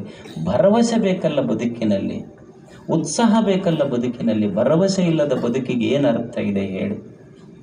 ಹೇಗೆ ಬದುಕಬೇಕು ಮನುಷ್ಯ. The beauty of life lies not in never falling. ಏನು ಹೇಳ್ತಾರ ನೋಡಿ. The beauty of the life lies not in never falling but rising when you fall. ಜೀವನದ ಸೌಂದರ್ಯ ಎಲ್ಲಿ ಅಡಿಗೈತೆ ಅಂದ್ರೆ ಮನುಷ್ಯನೇ, ನೀವು ಓಡಾಗ ನಾ ಬಿದ್ದೆ ಅಂತಿಲ್ಲ. ನಿಜವಾದ ಜೀವನದ ಸೌಂದರ್ಯ ಓಡೋರು ಬಿದ್ದೇ ಬೀಳ್ತಾರ. ಜೀವನದ ಸೌಂದರ್ಯ ಇರೋದು ಬಿದ್ದಾಗಿ ಎದ್ದು ಓಡ್ತಿಯಲ್ಲ, ಅಲ್ಲೇ ಇರೋದು ನಿಜವಾದ ಜೀವನದ ಸೌಂದರ್ಯ. ನೀವು ಸಣ್ಣ ಮಕ್ಕಳಿರ್ತಾರೆ ನೋಡ್ರಿ, ಮಕ್ಕಳಿದ್ದಾಗ ಬಿದ್ದರೆ ಅವಕ್ಕೇನಂತಾರೆ ಹೇಳ್ರಿ ನೀವು. ಬಿದ್ದರೆ ಯಾಕೆ ಬಿದ್ದೆ ಅಂತಾರ, ಗೆದ್ದೇಳು ಅಂತಿರ್ತಾರೆ. ಹೌದಲ್ಲ ಅಂತೀರ ಇಲ್ಲಿ ನಿಮ್ಮ ಕಡೆ. ಸಣ್ಣ ಮಕ್ಕಳಿಗೆ ಗೆದ್ದೇಳು ಅಂತ ಕಲಿಸ್ತಿರ್ತಾರೆ. ಭರವಸೆ ಬೇಕು ಮನುಷ್ಯನಿಗೆ ಬದುಕಲಿಕ್ಕಷ್ಟೆ. ಅದಕ್ಕೆ ಶರಣರು ಭಾಳ ಚಂದ ಹೇಳ್ತಾರೆ. ಪತಂಜಲ ಮಹರ್ಷಿ ಅಂತಾನೆ. ಹೌದಲ್ಲ, ಇದು ಕರೆಕ್ಟು. ಈ ಪ್ರಯತ್ನ ಐತೆಲ್ಲ, ಏನು ಮಾಡಬೇಕಿದಕ್ಕ, ದಾರಿಗಳೇನು ಬದುಕಿನಲ್ಲಿ ಬೆಳಿಲಿಕ್ಕ. ಅವಾಗವ ಅಂತಾನ, ತಪಸ್ವಾಧ್ಯಾಯ ಈಶ್ವರ ಪ್ರಣಿಧಾನಾನಿ ಕ್ರಿಯಾಯೋಗ. ಮನುಷ್ಯನೇ 3 ಕೆಲಸ ಮಾಡು ಜೀವನದಲ್ಲಿ ನೀ ಬೆಳಿಬೇಕಾದ್ರೆ. ಒಂದೇದ್ದೇನು ಮಾಡು ಅಂದ್ರೆ, ನನ್ನಿಂದ ಏನು ತಪ್ಪಾತು ಅಂತ ಮೊದಲು ತಿಳ್ಕೊ. ಇದು ಒಂದನೇದ್ದು ನನ್ನಿಂದ ಎಲ್ಲಿ ತಪ್ಪಾಗೈತೆ ಅಂತ ತಿಳ್ಕೊ.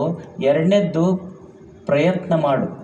3ನೇದ್ದು ಪ್ರಯತ್ನ ಮಾಡಿದ ಮೇಲೆ ಸಹಿತ ಫಲ ನನ್ನ ಕೈಯೊಳಗೆ ಇಲ್ಲ, ಅದು ದೈವೇಚ್ಛೆಗೆ ಬಿಡು ಅಂತ. ಮೊದಲು ನಾ ಏನು ತಪ್ಪು ಮಾಡೀನಿ ಸ್ವಲ್ಪ ಅರ್ಥ ಮಾಡ್ಕೊ. ನೀನು ನನ್ನಿಂದ ಎಲ್ಲಿ ತಪ್ಪಾಗೈತೆ ಅಂತ ತಿಳ್ಕೊ. ಸ್ವಾಧ್ಯಾಯ ಅಂತ ಕರೆದ್ರೆ ಇದಕ್ಕೆ. ಸ್ವಾಧ್ಯಾಯ ಅಂದ್ರೆ ಬರೀ ವೇದ ಉಪನಿಷತ್ತ ವಚನ ಓದೋದಷ್ಟೇ ಸ್ವಾಧ್ಯಾಯ ಅಲ್ಲ. ಸ್ವಾಧ್ಯಾಯ ಅಂದ್ರೆ ನನ್ನ ಅರಿವಿನಿಂದ ನನ್ನ ಮನಸ್ಸನ್ನು ಸ್ಕ್ಯಾನ್ ಮಾಡೋದು. ಈಗ ನೀವು ಸ್ಕ್ಯಾನ್ ಮಾಡ್ಕೊಂಬರ್ತಿರಲಿ, ಸ್ಕ್ಯಾನ್ ಮಾಡಿದಾಗ ನಿಮ್ಗೆ ತಪ್ಪ ಒಪ್ಪ ಎಲ್ಲದಾವ ಗೊತ್ತಾಗ್ತೈತಿ. ಹಂಗೆ ಅರಿವಿನಿಂದ ಸ್ಕ್ಯಾನ್ ಮಾಡು. ನಾ ಎಲ್ಲಿ ತಪ್ಪಿದ್ದೀನಿ ಅಂತ ಮೊದಲು ತಿಳ್ಕೊ. ನೀನು ಎಲ್ಲಿ ತಪ್ಪಿ ಅಂತ ಪುಸ್ತಕದೊಳಗೆ ತಿಳ್ಕೊಬೇಡ, ನಿನ್ನ ಮಸ್ತಕವನ್ನೇ ನೀನು ಓದ ಅಷ್ಟೇ. ಪುಸ್ತಕದಾಗ ಏನಿರ್ತೈತಿ ಹೇಳು. ಮೊದಲ ನಿನ್ನ ಮಸ್ತಕದಿಂದ ನಾನು ಎಲ್ಲಿ ತಪ್ಪೀನಿ ಅಂತ ತಿಳ್ಕೊ ಒಂದು ಕ್ಷಣ ಮನುಷ್ಯನೇ. ಪುಸ್ತಕದಾಗ ಏನಿರ್ತೈತಿ ಹೇಳಿ. ಎಲ್ಲ ಪುಸ್ತಕ ನೋಡೇ ಕಲಿಯೋಕ್ಕಾಗ್ತೈತೇನು ಜೀವನ. ಒಬ್ಬರಿಗೆ ಅಡುಗೆ ಬರ್ತಿದ್ದಿಲ್ಲ ಅಂತ ಒಬ್ಬ ಹೆಣ್ಮಗಳಿಗೆ, ಆಕೆ ಹೋಗಿ ಪುಸ್ತಕ ನೋಡಿ ಅಡುಗೆ ಮಾಡೋದು ಕಲ್ತ್ಲಂತ. ಅತ್ ಹೇಳಿದ್ಲಂತ, ನೋಡವ ನಾ ಗುಡಿಗೆ ಹೋಗಿ ಬರ್ತೀನಿ, ಬರೋದ್ರಾಗ ಚಪಾತಿ ಮಾಡೋದು. ಈಕಿ ಪುಸ್ತಕ ಓದಿ ಚಪಾತಿ ಮಾಡೋಕೆ ಹಿಟ್ಟು ನಾದ್ಲಂತ. ಹಿಟ್ಟು ನಾದಿ ದೇವ್ರ ಕೊಲೆಯಾಗ ಹೋಗಿ ಒಂದು ಗಂಟೆ ತೊಗೊಂಬಂದು ಅದ್ರ ಮೇಲೆ ಇಟ್ಲಂತ. ಅತ್ತಿ ಗುಡಿಗೆ ಹೋಗಿ ಬಂದು ನೋಡ್ತಾಳಿದ್ರೆ ಅವತಾರ ಹಿಂಗ್ಯಾಕೆ ಇದಂತ. ಏನು ಮಾಡಿ, ಇಲ್ಲ ಚಪಾತಿ ನಾದಿ ದೇವ್ರ ಕೊಲೆನ ಗಂಟೆ ತಂದು ಅದ್ರ ಮೇಲೆ ಇಟ್ಟೀನಿ. ಅಲ್ಲಿ ಹಿಂಗ್ಯಾಕೆ ಮಾಡಿ, ಪುಸ್ತಕದಾಗ ಬರ್ದಾರ ಚಪಾತಿ ಮಾಡ್ಬೇಕಾದ್ರೆ ಹಿಂಗೆ ಮಾಡ್ಬೇಕ. ಏನಂತ ಏನು ಬರ್ದಾರ ಅಂದ್ರೆ, ಚಪಾತಿಯ ಹಿಟ್ಟು ನಾದಿದ ಮೇಲೆ ಒಂದು ಗಂಟೆ ಇಡಬೇಕಂತ ಬರ್ದಾರ ಅದ್ರ ಮೇಲೆ. ಹುಚ್ಚಿ, ಒಂದು ಗಂಟೆ ಅಲ್ಲ, ಒಂದು ಗಂಟೆ ಬಿಡ್ಬೇಕದು, ಗಂಟೆ ಇಡೋದಲ್ಲಿದು. ಪುಸ್ತಕದಾಗ ಸಿಗ್ತೈತೇನೆ ಹೇಳಿ. ನಾ ಏನು ತಪ್ಪು ಮಾಡೀನಿ. ಒಬ್ಬ ವಿದ್ಯಾರ್ಥಿ ಆಗಿದ್ರೆ, ಒಬ್ಬ ವಿದ್ಯಾರ್ಥಿ ನೋಡಿ, ಒಂದೇ ಕ್ಲಾಸ್ ಇದೆ, ಒಂದೇ ಕ್ಲಾಸು, ಒಬ್ಬನೇ ಟೀಚರು, ಒಂದೇ ಸಬ್ಜೆಕ್ಟು. ನನ್ನ ಫ್ರೆಂಡ್ ಫಸ್ಟ್ ಯಾಕೆ ಬಂದ, ನಾ ಯಾಕೆ ಲಾಸ್ಟ್ ಆಗ್ತೀನಿ. ವಿದ್ಯಾರ್ಥಿ ತಿಳ್ಕೊಬೇಕಷ್ಟೆ. ಒಂದೇ ಸಾಲಿ ಇದೆ, ಒಂದೇ ಕ್ಲಾಸ್ ಇದೆ, ಒಂದೇ ಸಬ್ಜೆಕ್ಟು, ಅವ ಯಾಕೆ ಫಸ್ಟ್ ಬಂದ, ನಾ ಯಾಕೆ ಲಾಸ್ಟ್. ಇದು ತಿಳ್ಕೊಳ್ಳೋದು. ಏನು ಒಂದು ಸಬ್ಜೆಕ್ಟ್ ಫೇಲ್ ಆಯ್ತು, ಏನು ಪರೀಕ್ಷೆ ಏನು 12 ವರ್ಷಕ್ಕೊಮ್ಮೆ, ಕುಂಭಮೇಳನ 12 ವರ್ಷಕ್ಕೊಮ್ಮೆ ಬರ್ತೈತಿ. ಮುಂದಿನ ವರ್ಷ ಬರೆದ್ರತ್ತಷ್ಟೆ, ಫೇಲ್ ಆಯ್ತು ಆತಷ್ಟೆ. ಪ್ರಯತ್ನ ಮಾಡೋದು ಮುಂದೆ. ಒಂದು ಹುಡುಗ ಫೇಲ್ ಆದ ಕೂಡಲೇ ಒಂದು ಸಬ್ಜೆಕ್ಟ್ ಹೋಗಿತ್ತು, ಹೋದ ಕೂಡಲೇ ಆತ್ಮಹತ್ಯೆ ಮಾಡ್ಕೊಳಕ್ಕೆ ಹೊಂಟ. ಅವ್ರ ದೋಸ್ತಂದ ಎಲ್ಲಿಗೆ ಹೊಂಟಿ? ಒಂದು ಸಬ್ಜೆಕ್ಟ್ ಹೋಗೈತಿ, ಸುಮ್ಮನೆ ಹೋಗಿ ಆತ್ಮಹತ್ಯೆ ಮಾಡ್ಕೊಬೇಕಂತ ಮಾಡಿ. ಅವ ಅಂದ ಸುಮ್ಮ ಹೋಗಿ ಬರೀ ಅಂದ. ಅಲ್ಲೋ ನಂದು ಸಬ್ಜೆಕ್ಟ್ ಹೋಗೈತಿ, ಸುಮ್ಮ ಹೋಗಿ ಆತ್ಮಹತ್ಯೆ ಮಾಡ್ಕೊಂಡ್ಬಿಡ್ತೀನಿ ನಾನು. ಅವ ಅಂದ ನೋಡು, ಸುಮ್ಮ ಒಂದೇ ಸಬ್ಜೆಕ್ಟ್ ಹೋಗೈತಿ ಬರೀ, ಅಕಸ್ಮಾತ್ ಆತ್ಮಹತ್ಯೆ ಮಾಡ್ಕೊಂಡು ಮತ್ತೆ ಹುಟ್ಟಿ ಬಂದ್ರೆ 6 ಹೊಳ್ಳಿ ಬರಿಬೇಕಾಕೈತಿ, ಸುಮ್ಮ ಅದು ಒಂದೇ ಬರೀ ಹೋಗಿ. ಏನು ಪಾಣಿನಿ ಇದ್ದ ದಡ್ಡ ಹುಡುಗಂತ ಅವನು ಹೊರಗೆ ಹಾಕಿದ್ರು, ತಪಸ್ಸು ಮಾಡಿದ. ನೃತ್ಯಾವಸಾನೆ ನಟರಾಜ ರಾಜ ನನಾದ ಢಕ್ಕಾಂ ನವ ಪಂಚವಾರ. ಋಷಿಯ ಪತ್ನಿ ಪಾಣಿನಿ ಕರೆದು ತೋರಿಸಿದ್ಲು. ಆ ಬಾವಿಯೊಳಗೆ ಗಡಗಡೆ ಸೇದಾಕ, ಹಗ್ಗ ಸೇದಾಕ ಕಲ್ಲಿಗೊಂದು ಇದು ಬಿದ್ದಿರ್ತೈತಿ ನೋಡ್ರಿ, ಅದು ಒಂದು ಗೆರಿ ಬಿದ್ದಿರ್ತೈತಿ, ಕಲ್ಲು ಸಹಿತ ಕೊರೆದಿರ್ತೈತಿ ನೋಡು. ಕಲ್ಲಿನೊಳಗೆ ಆಕೃತಿ ಆಗೈತಿ. ಓದು, ಪ್ರಯತ್ನ ಪಡು, ಶಾಣೆ ಆಗ್ತಿ ಅಂತ ಹೇಳಿದ್ದಕ್ಕೆ ತಪಸ್ಸು ಮಾಡದ ಪಾಣಿನಿ ವಿಶ್ವದ ಮೊದಲ ವೈಯಾಕರಣಿಯಾಗಿದ್ದ ಪ್ರಯತ್ನದಿಂದ ಅಷ್ಟೇ. ಅವನು ಪ್ರಯತ್ನ ಬೇಕಾಗ್ತದೆ. ನಮಗೆ ಗೊತ್ತಿರಬೇಕು, ನಾವೊಬ್ಬ ರೈತ ಅದೀನಿ, ನಾ ಎಲ್ಲಿ ತಪ್ಪು ಮಾಡೀನಿ, ನಾ ಏನಂತೀನಿ, ಒಟ್ಟು ನನ್ನ ಬೆಳೆದಿದ್ದು ಕೈಯ ಹಿಡಿವಲ್ದು ನೋಡ್ರಿ. ಯಾರು ಹಿಡಿಬೇಕು ಇವನ ಕೈ? ಒಟ್ಟು ದೇವ್ರು ಕಾಡ್ತಾನ್ರಿ ನನಗೆ. ಏನು ಒಟ್ಟು ಕಾಡ್ತೈತಿ? ಒಂದೆರಡು ನಿಂಬೆ ಹಣ್ಣರ ಮಂತ್ರಿಸಿ ಕೊಡ್ರಿ. ಇವ ನಿಂಬೆ ಹಣ್ಣು ಹೋಗಿ ತನ್ನ ಹೊಲ್ದಾಗಲ್ಲ ಮಂದಿ ಹೊಲ್ದಾಗ ಹೋಗ್ಯಾವ ಇವ ಅಷ್ಟ. ಅಲ್ಲ, ಇನ್ನೊಬ್ಬ ಬೆಳಿಬಾರ್ದಂತ ತಿಳ್ಕೊಂಡು ಅವನ ಹೊಲ್ದಾಗ ನಿಂಬೆ ಹಣ್ಣು ಒಗಿದಕ್ಕಿಂತ ಅದು ನಿಂಬೆ ಹಣ್ಣು ಅಂತೈತಿ ಮನುಷ್ಯನೇ. ಅವ ಬೆಳಿಬಾರ್ದಂತ ಅವನ ಹೊಲ್ದಾಗ ಒಗಿದಕ್ಕಿಂತ ನಿನ್ನ ಅಂಗಳದಾಗ ಹಚ್ಚಿದ್ರೆ ನಿನಗೆ 1000 ಅವನಿಗೆ 1000 ಹಣ್ಣ ಕೊಡ್ತಿದ್ನಲ್ಲೋ, ಅಲ್ಯಾಕೆ ಒಯ್ಯಕ್ಕೆ ಹೋಗಿದ್ ನೀನು? ಅದಕ್ಕೊಬ್ಬ ರೈತನ ಹತ್ರ ಏನು ಛಲ ಇರಬೇಕು ಅಂದ್ರೆ, ಇನ್ನೊಬ್ಬನ ಹೊಲ ಬೆಳಿಬಾರ್ದಂತ ನಿಂಬೆ ಹಣ್ಣು ಒಗ್ಯೋದಲ್ಲ. ದೇವ್ರೆ ಅವನಿಗೆ 25 ಚೀಲ ಕೊಟ್ಟಿಲ್ಲಪ್ಪ, ನಾನು ಕಷ್ಟಪಟ್ಟು ದುಡಿತೀನಿ, ಮುಂದಿನ ವರ್ಷ ನಾನು 30 ಚೀಲ ಬೆಳಿತೀನಿ, ರಟ್ಟಿಗೆ ಶಕ್ತಿ ಕೊಡು ಅಂತ ಬೇಡಿಕೊಳ್ಳೋ ರೈತ ಆಗ್ತಾನೆ. ನನ್ನ ತಪ್ಪೆಲ್ಲೈತಿ ನೋಡೋದು, ಪ್ರಯತ್ನ ಮಾಡೋದಷ್ಟೇ ಇಲ್ಲಿ. ಒಬ್ಬ ವ್ಯಾಪಾರಿ ಇದ್ದ. ಆ ವ್ಯಾಪಾರಿಗೆ ಯಾರೋ ಅವನ ಅಂಗಡಿಗೆ ಬೆಂಕಿ ಹಚ್ಚಿ ಹೋಗಿದ್ರು. ಬೆಂಕಿ ಹಚ್ಚಿ ಹೋದಾಗ ಟೇಬಲ್ ಸುಟ್ಟಿತ್ತು, ಸಾಮಾನು ಸುಟ್ಟಿದ್ದು. ಅವನ ಸೇವಕರೆಲ್ಲ ಹೋಟೆಲ್ ಸುಟ್ಟಿತ್ತು. ಅವನಿಗೆ ಆಗ್ಲಾರ್ದವ್ರು ಹೋಟೆಲ್ ಸುಡಿಸಿದ್ರು. ಅವಾಗ ಅವ ಅಂತಾನ, ಈ ನನ್ನ ವೈರಿಗಳು ಎಲ್ಲ ಬಂದು ಹೋಟೆಲ್ ಸುಟ್ಟರು. ಅವನ ಸೇವಕರಿದ್ರಲ್ಲ, ಸರ್ವೆಂಟ್ಸ್ ಎಲ್ಲ, ಅವ್ರಂದ್ರು ಏನು ಮಾಡೋದ್ರಿ, ಟೇಬಲ್ ಸುಟ್ಟು, ಸಾಮಾನು ಸುಟ್ಟು, ಎಲ್ಲ ಸುಟ್ಟು ಹೋದವಲ್ಲ, ಮುಂದೆ ಏನು ಮಾಡೋದು? ಅವಾಗ ಅವ ಅಂತಾನ, ನಮ್ಮ ವೈರಿಗಳು ನಮ್ಮ ಹೋಟೆಲಿನ ಟೇಬಲ್ ಸುಟ್ಟಿರಬಹುದು, ಚೇರು ಸುಟ್ಟಿರಬಹುದು, ನಮ್ಮ ವಸ್ತುಗಳು ಸುಟ್ಟಿರಬಹುದು, ಆದರೆ ಮತ್ತೊಂದು ನಮ್ಮೊಳಗೆ ಹೋಟೆಲ್ ಕಟ್ಟುವ ನಮ್ಮ ಆತ್ಮವಿಶ್ವಾಸ ಸುಡುವ ವೈರಿಗಳಿಗೆ ಸಾಧ್ಯನೇ ಇಲ್ಲ. ನಮ್ಮೊಳಗಿನ ಆತ್ಮವಿಶ್ವಾಸ ಸುಡಕ್ಕೆ ಸಾಧ್ಯ ಐತೇನವ್ರಿಗೆ? ಇಲ್ಲ. ಮನುಷ್ಯನಿಗೆ ಛಲ ಬೇಕಾಗ್ತೈತೆ ಅಷ್ಟೇ. ಬೆಳೆದು ನಿಲ್ಲಬಲ್ಲೆ. ಜೀವನ ಅಂದ ಮೇಲೆ ಹೆಚ್ಚು ಕಡಿಮೆ ಬರುವುದಲ್ಲ. ಯೋಗಸ್ಥಃ ಕುರು ಕರ್ಮಾಣಿ. ಮೊದಲು ನನ್ನ ದೋಷ ಏನೈತಿ ತಿದ್ದುಕೋ, ಪ್ರಯತ್ನ ಮಾಡು. ಪ್ರಯತ್ನ ಮಾಡಿದ ಮೇಲೂ ಸಹಿತ ಫಲ ಸಿಗತೈತೆ ಅಂತ ಗ್ಯಾರಂಟಿ ಇಲ್ಲ. ಯಾಕಂದ್ರೆ ಫಲ ನಮ್ಮ ಕೈಯಾಗಿಲ್ಲ, ಫಲ ಅವ ತನ್ನ ಕೈಯಾಗಿ ಇಟ್ಟುಕೊಂಡು ಕುಂತಾನ. ಅವನು ಧರಣಿಯ ಮೇಲೊಂದು ಹಿರಿದು ಅಂಗಡಿ ಮಾಡಿ ಹರದ ಕುಳ್ಳಿದ್ದ ನಮ್ಮ ಮಹಾದೇವ ಶೆಟ್ಟಿ. ಅವ ಏನು ಮಾಡ್ತಾನ ಅಂದ್ರೆ, ಫಲ ಹೆಂಗೆ ಕೊಡ್ತಾನಂದ್ರೆ, ನಿನ್ನ ಪುಣ್ಯದ ಫಲ ಎಷ್ಟೈತಿ ಅಷ್ಟ ಕೊಡ್ತಾನವ. ಉದ್ರಿ ಇಲ್ಲ ನಿಮ್ಮ ಅಂಗಡಿಯಾಗ ಉದ್ರಿ ಸಿಗ್ತೈತೆ ಹೊರತು ಭಗವಂತನ ಅಂಗಡಿ ರೋಕಡಿ ಅಂಗಡಿ, ಇದು ಉದ್ರಿ ಅಂಗಡಿ ಅಲ್ಲ. ನೀ ಮಾಡಿದ ಕರ್ಮದ ಫಲಕ್ಕಷ್ಟೇ ಕೊಡ್ತಾನವ.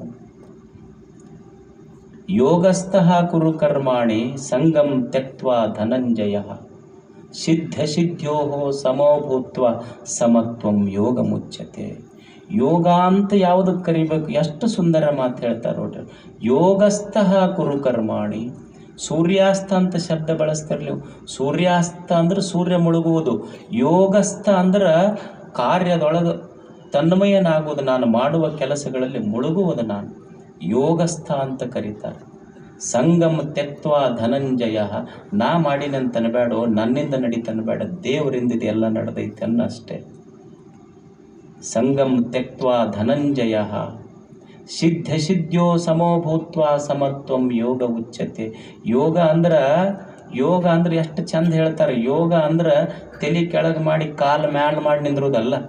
ಮತ್ತು ತಲೆ ಕೆಳಗೆ ಮಾಡಿ ಕಾಲು ಮ್ಯಾಲ ಮಾಡಿ ನಿಂದ್ರೋದ ಯೋಗ ಆಗಿದ್ದರೆ ಸರ್ಕಸ್ನವ್ರು ಚಲೋ ನಿಂದಿರ್ತಾರೆ. ಅದು ಯೋಗ ಅನ್ನೋಕ್ಕಾಗತ್ತೆ? ಏನು ಬಸ್ರಿಕ ಮಾಡ್ತಿರಲ್ಲ ನೀವು, ಬುಸ್ ಅಂತ ಏನು ಹವಾ ಬಿಡ್ತೀರಿ? ಮತ್ತು ಹಂಗೆ ಮಾಡೋದ ಯೋಗ ಅಂದ್ರೆ ಕುಲುಮೆ ನಿಮಗಿಂತ ಚಲೋ ಮಾಡ್ತಿರ್ತೈತೆ, ಅದಕ್ಕೆ ಯೋಗಿ ಅನ್ನಕ್ಕಾಗ್ತೈತೇನು? ಯೋಗಿ ಅಂದ್ರೆ ಯಾರಿಗೆ ಅನ್ಬೇಕು ಅಂದ್ರೆ ಜೀವನದಲ್ಲಿ ಲಾಭ ಹಾನಿ ಸುಖ ದುಃಖ ಮಾನ ಅಪಮಾನ ಏನೇ ಬಂದರೂ ತಾಳ್ಕೊಂಡು ಬದುಕ್ತಾನಲ್ಲ ಅವನಿಗೆ ಯೋಗಿ ಅಂತ ಕರೀತಾರೆ. ಅವ ನಿಜವಾದ ಯೋಗಸ್ಥ. ಯೋಗಸ್ಥಃ ಕುರು ಕರ್ಮಾಣಿ. ಸುಮ್ಮ ಕೆಲಸ ಮಾಡೋದು ಕಡೆ ಈ ಜಗತ್ತಿನಲ್ಲಿ, ಸುಮ್ಮ ಕೆಲಸ ಮಾಡಬೇಕಷ್ಟೆ. ಥಾಮಸ್ ಅಲ್ವಾ ಎಡಿಸನ್ ಅಂತಿದ್ದ, ಈ ಬೆಳಕು ಟಂಗಸ್ಟನ್ನು ಕಂಡುಹಿಡಿದ ಥಾಮಸ್ ಅಲ್ವಾ ಎಡಿಸನ್. ಅವನ ತಾಯಿ ಥಾಮಸ್ ಅಲ್ವಾ ಎಡಿಸನ್ನ ಒಂದು ದೊಡ್ಡ ಲ್ಯಾಬೊರೇಟರಿ ಇತ್ತು ಅವನು, ಥಾಮಸ್ ಅಲ್ವಾ ಎಡಿಸನ್ ಅಂತ. ಥಾಮಸ್ ಅಲ್ವಾ ಎಡಿಸನ್ ಲ್ಯಾಬೊರೇಟರಿ ಮುಂದೆ ಒಂದು ಸಣ್ಣ ಗುಡಿಸಲ, ಭಾಳ ಬಡವಿ ಹೆಣ್ಮಗಳು, ಭಾಳ ಬಡವಿ, ಒಂದು ಸಣ್ಣ 6 ವರ್ಷ 7 ವರ್ಷ 5ನೇ ಕ್ಲಾಸ್ ಓದು ಮಗು ಆಕಿ ಗುಡಿಸಲಿನೊಳಗಿದ್ದು ಥಾಮಸ್ ಅಲ್ವಾ ಎಡಿಸನ್ ಭಾಳ ದೊಡ್ಡ ವಿಜ್ಞಾನಿಯ ಲ್ಯಾಬೊರೇಟರಿ ಆಕೆಯ ಗುಡಿಸಲು ಮುಂದೆ. ಭಾಳ ಜನ ಥಾಮಸ್ ಅಲ್ವಾ ಎಡಿಸನ್ನಿಗೆ ಭೇಟಿಯಾಗಕ್ಕೆ ಬರ್ತಿದ್ರು, ಕಾರ್ ನಿಂದಿರ್ತಿದ್ದು ಅಲ್ಲಿ. ಈಕೇನಿದ್ಲಲ್ಲ ಹೆಣ್ಮಗಳು, ಮುಸುರಿ ತಿಕ್ಕ ಹೆಣ್ಮಗಳು, ಗಂಡ ತೀರ್ಕೊಂಡಿದ್ದ 6 ವರ್ಷದ ಮಗು, 6ನೇ ಕ್ಲಾಸ್ ಓದುವ ಮಗು. ಅದರ ಮಗುವಿನ ಹುಟ್ಟು ಹಬ್ಬ ಇತ್ತು. ಹುಟ್ಟು ಹಬ್ಬಕ್ಕೆ ತನ್ನ ಮಗನ ಕರ್ಕೊಂಡು ಥಾಮಸ್ ಅಲ್ವಾ ಎಡಿಸನ್ನ ಹತ್ರ ಹೋಗಿ ಥಾಮಸ್ ಅಲ್ವಾ ಎಡಿಸನ್ನಿಗೆ ಹೇಳ್ತಾಳೆ, ಅಪ್ಪ ನಾನು ಬಡಿವಿದ್ದೀನಿ, ನಾನು ಇನ್ನೊಬ್ಬರ ಮನ್ಯಾಗ ಕಸ ಮುಸುರಿ ಮಾಡಿ ಬದುಕ್ತೀನಿ, ಈ ಹುಡುಗ ಅನಾಥ, ತಂದೆ ಇಲ್ಲದ ಮಗು, ಈ ಮಗುವಿನ ಹುಟ್ಟು ಹಬ್ಬ ಐತೆಪ್ಪ, ಈ ಮಗುವಿಗೊಂದು ಸಂದೇಶ ಕೊಡು, ನೀನು ಕೊಡುವ ಸಂದೇಶ ನನ್ನ ಮಗ ಕೇಳಿದ್ರೆ ನನ್ನ ಮಗ ನಿನ್ನಂಗೆ ಆಗಬೇಕು, ನನ್ನ ಮಗ ಥಾಮಸ್ ಅಲ್ವಾ ಎಡಿಸನ್ ಬೆಳೆದ ಎತ್ತರಕ್ಕೆ ಬೆಳಿಬೇಕು. ಥಾಮಸ್ ಅಲ್ವಾ ಎಡಿಸನ್ ಆ ಮಗುವಿಗೆ ಕರೆದು ಪ್ರೀತಿಯಿಂದ ಆ ಮಗುವಿನ ತಲೆ ಮೇಲೆ ಕೈ ಆಡಿಸಿ ಆ ಮಗುವಿನ ಕೆನ್ನೆಗೊಂದು ಮುತ್ತು ಕೊಟ್ಟು ಮಗುವಿಗೆ ಹೇಳ್ತಾನೆ, ಆ ತಾಯಿಗೆ ಹೇಳ್ತಾನೆ, ನೋಡವ ಮಗು, ನಿನ್ನ ಮಗನಿಗೆ ಇದನ್ನು ಹೇಳು, ನಾನು ಇದನ್ನು ಹೇಳು, ನಿನ್ನ ಮಗ ಥಾಮಸ್ ಅಲ್ವಾ ಎಡಿಸನ್ ಬೆಳೆದ ಎತ್ತರಕ್ಕೆ ಬೆಳಿಬೇಕಾಗಿದ್ರೆ ಏನೂ ಮಾಡೋದಿಲ್ಲ, ನಿನ್ನ ಮಗ ಥಾಮಸ್ ಅಲ್ವಾ ಎಡಿಸನ್ ಆಗಬೇಕಾಗಿದ್ರೆ, ನಿನ್ನ ಮಗ ಥಾಮಸ್ ಅಲ್ವಾ ಎಡಿಸನ್ ಬೆಳೆದ ಎತ್ತರಕ್ಕೆ ಬೆಳಿಬೇಕಾಗಿದ್ರೆ ಕೈಯೊಳಗೆ ಕಟ್ಟಿದ ಗಡಿ ನೋಡ್ಲಾರ್ದಂಗೆ ಕೆಲಸ ಮಾಡನ್ನು ಥಾಮಸ್ ಅಲ್ವಾ ಎಡಿಸನ್ ಆಗ್ತಾನೆ. ಕೆಲಸ ಮಾಡು ಯೋಗಸ್ಥಃ ಕುರು ಕರ್ಮಾಣಿ. ನಾವು ಇದನ್ನು ಕಲಿಸಿವಿ ನಮ್ಮ ಮಕ್ಕಳಿಗೆ. ನಾವೇನು ಕಲಿಸಿವಿ ಅಂದ್ರೆ ಗುರುಗಳ ಹತ್ರ ಕೆಲಸ ಮಾಡೋದು ಕಲಿಸಿಲ್ಲ ನಾವು ಮಕ್ಕಳಿಗೆ. ಗುರುಗಳ ಹತ್ರ ಬಂದ ತಕ್ಷಣ ಕೇಳ್ತಾರೆ, ಯಪ್ಪ ನಿಮ್ಮ ಆಶೀರ್ವಾದ ಭಾಳ ಚಲೋ ಐತಪ್ಪ, ಏನಾಗೈತೆ? ಮಗಳು ಭಾಳ ಚಲೋ ಮನೆಗೆ ಬಿದ್ದಾಳಪ್ಪ, ನಿಮ್ಮ ಆಶೀರ್ವಾದದಿಂದ ಭಾಳ ಚಲೋ ಮನೆಗೆ ಬಿದ್ದಾಳೆ ಮಗಳು. ಏನು ಅಂಥ ಚಲೋ ಮನೆ ಏನವ? ಈ ಕಡೆ ಕಡ್ಡಿ ತೆಗೆದು ಈ ಕಡೆ ಹಾಕಂಗಿಲ್ಲ, ಅಂದ್ರೆ ಈ ಕಡ್ಡಿ ತೆಗೆದು ಈ ಕಡೆ ಹಾಕಂಗಿಲ್ಲ. ಅದು 2 ವರ್ಷ ಹೊತ್ತು ಮಗಳು ಗಂಡನ ಮನೆಗೆ ಹೋಗಿ ತವ್ರ ಮನೆಗೆ ಬಂದು ಅವನಾಗ ಹೊರ್ತು ಹಿಡಿಲಿಲ್ಲ. ಯಾರು ನೀ ಅಂದ್ಲು? ನಿನ್ನ ಮಗಳು ಬೇ ಅಂದ್ಲಕ್ಕೆ, ನಿನ್ನ ಮಗಳು ನಾನು. ಅವಾಗ ಅವ್ರು ಅಂದ್ಲು, ಹಿಂಗ್ಯಾಕೆ 100 kg ಆಗೀನಿ ಅಂದ್ಲಕ್ಕೆ. ಮತ್ತು ನೀನೇ ಮೊದಲು ಹೇಳಿಯಲ್ಲ, ಕಡ್ಡಿ ತೆಗಿಲಾರ್ದ ಮನೆಗೆ ಕೊಟ್ಟು ಅದಕ್ಕೆ ಗುಡ್ಡಾಗಿ ಬಂದಿನಿ ಅಂದ್ಲಕ್ಕೆ ಅಷ್ಟೆ. ಡಾಕ್ಟ್ರ್ ಹತ್ರ ಕರ್ಕೊಂಡು ಹೋದ್ಲಕ್ಕೆ. ಡಾಕ್ಟ್ರ್ ಹತ್ರ ಕರ್ಕೊಂಡು ಹೋದ ಕೂಡಲೇ ಡಾಕ್ಟ್ರ್ ಹೇಳಿದ್ರು, ಇದಕ್ಕೆ ಬೇರೆದೇನು ಔಷಧ ಇಲ್ಲವ, ದಿವಸ ಕಡ್ಡಿ ತೆಗಿಬೇಕು, ಗುಡ್ಡ ಹತ್ತೋದು ಇಳಿಯೋದು ಮಾಡ್ಬೇಕು ನೋಡಿ, ಅದಷ್ಟು ಔಷಧ, ಇದಕ್ಕೆ ಬೇರೆನೇ ಇಲ್ಲ ಅಂತ. ಮಕ್ಕಳಿಗೆ ದುಡಿಯೋದು ಕಲಿಸ್ಬೇಕಷ್ಟ. ಏನು ಸಂಸ್ಕಾರ ತಾಯಿ ಹೆಂಗೆ ಕೊಟ್ಟಿದ್ದ ಥಾಮಸ್ ಅಲ್ವಾ ಎಡಿಸನ್, ನಾವು ಕಲಿಸ್ಬೇಕು. ಏನು ಈಗ ನಿನ್ನ ಗಂಡ ಒಬ್ಬನ ದುಡಿತಾನನು, ಬೇರೆ ಆಗಿನಿ, ಇಂಥ ಸಂಸ್ಕಾರ ಕಲಿಸಿದ್ರೆ ಹೆಂಗೆ ನಾವು ಮಕ್ಕಳಿಗೆ? ಏನು ಕಲಿಸ್ಬೇಕು ಅಂದ್ರೆ ನೋಡವ, ಯಾರು ದುಡಿಲಿ ಬಿಡಲಿ, ಉಳ್ದವ್ರೆಲ್ಲರೂ ಕುಂತು ಉಣ್ಣಲಕ್ಕ ನಿನ್ನ ಗಂಡ ನೀವು ಚಂದ ದುಡಿದು ಮನೆ ಕಟ್ರನ್ರಿ, ಮನೆಗಳೆಲ್ಲ ಕಲ್ಯಾಣಗಳಾಗ್ತಾವೆ, ಮನೆಯೊಳಗೆ ನೆಗೆ ಬರ್ತವೆ. ಏನು ಅವಕ್ಕೆ ಬೇರೆ ಆಗೋದು ಕಲಿಸೋದು? ಏನು ಬೇರೆ ಆಗ್ಯಾರ ಹೋಗಿ ಎಲ್ಲಿರೋರು? ಕಲಿಸೋದಷ್ಟೇ ಮಕ್ಕಳಿಗೆ, ಒಳ್ಳೆಯದನ್ನು ಕಲಿಸೋದಷ್ಟೇ.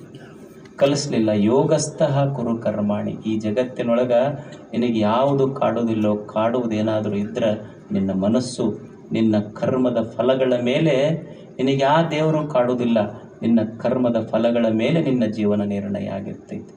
ಒಳ್ಳೆಯದನ್ನು ಮಾಡದೆ ಒಳ್ಳೆಯ ಫಲ ಸಿಗ್ತೈತಿ, ಕೆಟ್ಟದ್ದನ್ನು ಮಾಡದೆ ಕೆಟ್ಟದ್ದು ಸಿಗ್ತೈತೆ ಅಷ್ಟೇ. ಯಾವ ದೇವರು ನಮ್ಮನ್ನೆಂದು ಕಾಡಿಲ್ಲ. ನಾವು ತಿಳ್ಕೊಂಡು ಒಟ್ಟ ದೇವರು ಕಾಡ್ತಾನಂತ ತಿಳ್ಕೊಂಡು ನಾವು ಗುಡಿ ಅಡ್ಡಾಡ್ತೀವಿ ಅಷ್ಟೇ, ದೇವ್ರು ಕಾಡಾಕತ್ತಾನ ನಮಗ ಅಂತ. ಒಬ್ಬ ಹನುಮನ್ ದೇವ್ರ ಗುಡಿಗೆ ಹೋದ, ಭಾಳ ಏನಾರ ನನಗೆ ಅನುಕೂಲ ಮಾಡಪ್ಪ ಅಂತ ತಿಳ್ಕೊಂಡು ಅವೇನು ಇದ್ದಿದ್ದಿಲ್ಲಿ ಸಿಗಲಿಲ್ಲ ಅವ. ಮತ್ತು ಆ ಕಡೆ ಗಣಪತಿ ಗುಡಿ ಇತ್ತು, ಗಣಪತಿ ಗುಡಿಗೆ ಹೋದ. ಹೊಳಿ ಇತ್ತು, ನಿಮ್ಮ ಬೋರಿ ನದಿ ಇತ್ತು, ದಾಟಿ ಆ ಕಡೆ ಗಣಪತಿ ಗುಡಿ ಇತ್ತು. ಇವ ಗಣಪತಿ ಅಲ್ಲಿ ಸಿಕ್ಕನಂತ ದಾಟಿ ಹೋದ, ಬೋರಿ ನದಿ ಹರಿತಿತ್ತು, ಈಸು ಬರಲಿಲ್ಲ, ಕಾಲು ಹಾರಕತ್ತು ಹೊಳ್ಯಾಗ. ಅವಾಗ ವಿಘ್ನೇಶ್ವರ ಬಂದು ಕಾಪಾಡಪ್ಪ ನನಗಂತ ಕೇಳ್ದ. ವಿಘ್ನೇಶ್ವರ ಬಂದ ಪಾಪ, ಅವೇನು ಬಂದು ಇವನ್ನ ಕಾಪಾಡಲಿಲ್ಲ. ಅವ ಹೊಳಿ ದಂಡ್ಯಾಗ ನಿಂತು ಡ್ಯಾನ್ಸ್ ಮಾಡಾಕತ್ತವ. ಇವ ಇಲ್ಲಿ ನೋಡಿದ್ರೆ ಮುಳುಗಾಕತ್ತಿದ್ದ, ಗಣಪತಿ ಡ್ಯಾನ್ಸ್ ಮಾಡಾಕತ್ತ. ಇವ ಅಂದಲ್ಲಪ್ಪ ಭಗವಂತ, ಕಾಪಾಡೋದು ಬಿಟ್ಟು ನಾನು ನೋಡಿದ್ರೆ ಮುಳುಗಾಕತ್ತೀನಿ, ನೀನು ನೋಡಿದ್ರೆ ದಂಡ್ಯಾಗ ನಿಂತು ಡ್ಯಾನ್ಸ್ ಮಾಡಾಕತ್ತೀಯಲ್ಲ. ಅವಾಗ ಗಣಪತಿ ಅಂದ, ಮತ್ತು ಚೌತ್ಯಾಗ ನನ್ನ ಮುಳುಗಿಸಿ ನೀವು ಡ್ಯಾನ್ಸ್ ಮಾಡಿರಿ, ಈಗ ನೀವು ಮುಳುಗಾಗ ನಾ ಡ್ಯಾನ್ಸ್ ಮಾಡ್ತೀನಪ್ಪ. ಮಾಡಿರಿ ಇಲ್ಲಿ ನೀವು ಏನು ನೀವು ಮಾಡಿದ್ದ ನಿಮಗೆ ತೋರಿಸ್ತೀವಿ ನಾವು. ಸ್ವಲ್ಪ ಹೆಂಗೆ ಮುಳುಗವ್ರ ಕಷ್ಟ ಏನನ್ನೋದು ನಿಮಗೂ ಗೊತ್ತಾಗಬೇಕಷ್ಟ. ನಾ ಮುಳುಗಾಗಿ ನೀವು ಮಾಡಿರಿ, ಇಲ್ಲಿ ಎಷ್ಟು ಕೂಡಿಸಿ ಮಾಡಿರಿಪ್ಪ, ಕುಣಿದು ಮಾಡಿರಿ, ಕುಡ್ದು ಮಾಡಿರಿ. ನಾವೇನು ಹಂಗೆ ಸುಮ್ಮನೆ ಸಣ್ಣ ಸ್ಟೆಪ್ ಹಾಕಾಕತ್ತೀವಿ, ನಿಮ್ಮಂಥ ಸ್ಟೆಪ್ ಅಂತೂ ನಮಗೆ ಬರೋದಿಲ್ಲ. ಯಾ ದೇವ್ರು ಕಾಡ್ತಾವೆ ಹೇಳಿ? ಮನುಷ್ಯನೇ ಸ್ವಕರ್ಮ ಸೂತ್ರೇಣ ಗ್ರಥಿತೋ ಹಿ ಲೋಕ. ನನ್ನ ಕರ್ಮದ ಫಲ ಅಷ್ಟೇ ಜೀವನ. ನಾನು ಈ ನೆಲದ ಕಾನೂನಿನಿಂದ ದೂರ ಹೋಗ್ಬೋದೇ ಹೊರತು ಕರ್ಮದ ಕಾನೂನಿನಿಂದ ತಪ್ಪಿಸಿಕೊಳ್ಳಿಕ್ಕಾಗೋದಿಲ್ಲ. ನಾನು ಏನು ಮಾಡ್ತೀನಿ ಅದನ್ನು ಉಂಡೇ ತೀರಬೇಕು. ನಿಮ್ಮ ಮಾತಿನೊಳಗೆ ಅನ್ನೋದಿಲ್ಲ, ಮಾಡಿದ್ದುಣ್ಣೋ ಮಹಾರಾಯ. ಏನು ಮಾಡಿರ್ತೀನಿ ಅದನ್ನೇ ಉಣಬೇಕಾಗ್ತದೆ. ಒಂದು ದಾರಿ ಇತ್ತು, ನಾವೇನು ಮಾಡಿರ್ತೀವಿ, ಯಾರು ಏನು ಮಾಡಿರ್ತಾರೆ ಅದನ್ನೇ ಅನುಭವಿಸಬೇಕು. ಒಂದು ದಾರಿ ಇತ್ತು, ಆ ದಾರಿಯಲ್ಲಿ ಹೋಗುವಾಗ ಒಬ್ಬ ಮನುಷ್ಯ ಒಂದು ಮಾವಿನ ಗಿಡ ನೋಡ್ದ. ಅದು ಮಾವಿನ ಹಣ್ಣು ಬಿಟ್ಟಿತ್ತು. ಇವ ಹೋಗಿ ನೋಡಿ ಮಾವಿನ ಹಣ್ಣು ನೋಡಿದ್ದು ಯಾವುದು? ಕಣ್ಣ, ಹೌದಲ್ಲ? ಮಾವಿನ ಹಣ್ಣು ನೋಡಿದ್ದು ಕಣ್ಣ. ಚಲೋ ಹಣ್ಣು ಬಿಟ್ಟಿತ್ತು, ಭಾಳ ಹಣ್ಣಾಗಿತ್ತು, ತಿನ್ನಕ್ಕೆ ಭಾರಿ ಯೋಗ್ಯ ಇತ್ತು. ಇಲ್ಲೇ ದಾರಿಯೊಳಗೆ ನಿಂತು ನೋಡಿದ್ದು ಕಣ್ಣ, ನೋಡಿದ್ದು ಹಣ್ಣು, ನೋಡಿದ್ದು ಕಣ್ಣ. ಅಲ್ಲಿಗೆ ಹೋಗಿದ್ದು ಕಾಲ ಏನ್ರ ಹರ್ಕೊಂತೇನೋ? ಇಲ್ಲ, ಹರಿದಿದ್ದು ಕೈ. ಮತ್ತು ಕೈ ಹರ್ಕೊಂಡು ತಾನೇನ್ರ ತಿಂದಿದ್ದು ನಾಲಿಗೆ. ಮತ್ತು ಅವ ಮಾಲೀಕ ಬಂದು ಬೆನ್ನು ಏಟು ಬಿಟ್ಟ, ಏಟು ತಿಂದಿದ್ದು ಬೆನ್ನು. ಮಜಾ ನೋಡ್ರಿ. ನೋಡಿದ್ದು ಕಣ್ಣ, ನಡೆದಿದ್ದು ಕಾಲ, ಹರಿದಿದ್ದು ಕೈ, ತಿಂದಿದ್ದು ಬಾಯಿ, ಏಟು ತಿಂದಿದ್ದು ಬೆನ್ನ. ಆದ್ರೆ ನೋವಿನ ನೀರು ಬಂದಿದ್ದು ಯಾವ ಕಣ್ಣು ನೋಡಿತ್ತಲ್ಲ ಅದೇ ಕಣ್ಣಾಗ ನೀರು ಬಂದೈತಿ. ಇದು ಸತ್ಯ. ಯಾರು ಏನು ಮಾಡಿರ್ತೀವಿ ಅದೇ ಫಲ ಈ ಜಗತ್ತಿನಲ್ಲಿ ಬರ್ತದೆ. ಸ್ವಕರ್ಮ ಸೂತ್ರೇಣ ಗ್ರಥಿತೋ ಹಿ ಲೋಕ. ಅದಕ್ಕೆ ಪುಣ್ಯದ ಕೆಲಸಗಳನ್ನೇ ಮನುಷ್ಯ ಮಾಡು, ನಿನಗೆ ಸುಖ ಭೋಗಗಳು ಬರ್ತಾವ. ಪಾಪದ ಕೆಲಸ ಮಾಡಿದ್ರೆ ದುಃಖ ಇರ್ತೈತಿ. ಸುಖವಾಗಿರ್ಬೇಕಂದ್ರೆ ಸಂತೋಷದ ಕೆಲಸಗಳನ್ನು ಮಾಡಿ ಭಗವಂತನ ಕೃಪೆ ಪಡಿ ಅನ್ನೋದನ್ನೇ ಇವತ್ತೇ ತಮಗೆಲ್ಲ ಶರಣು.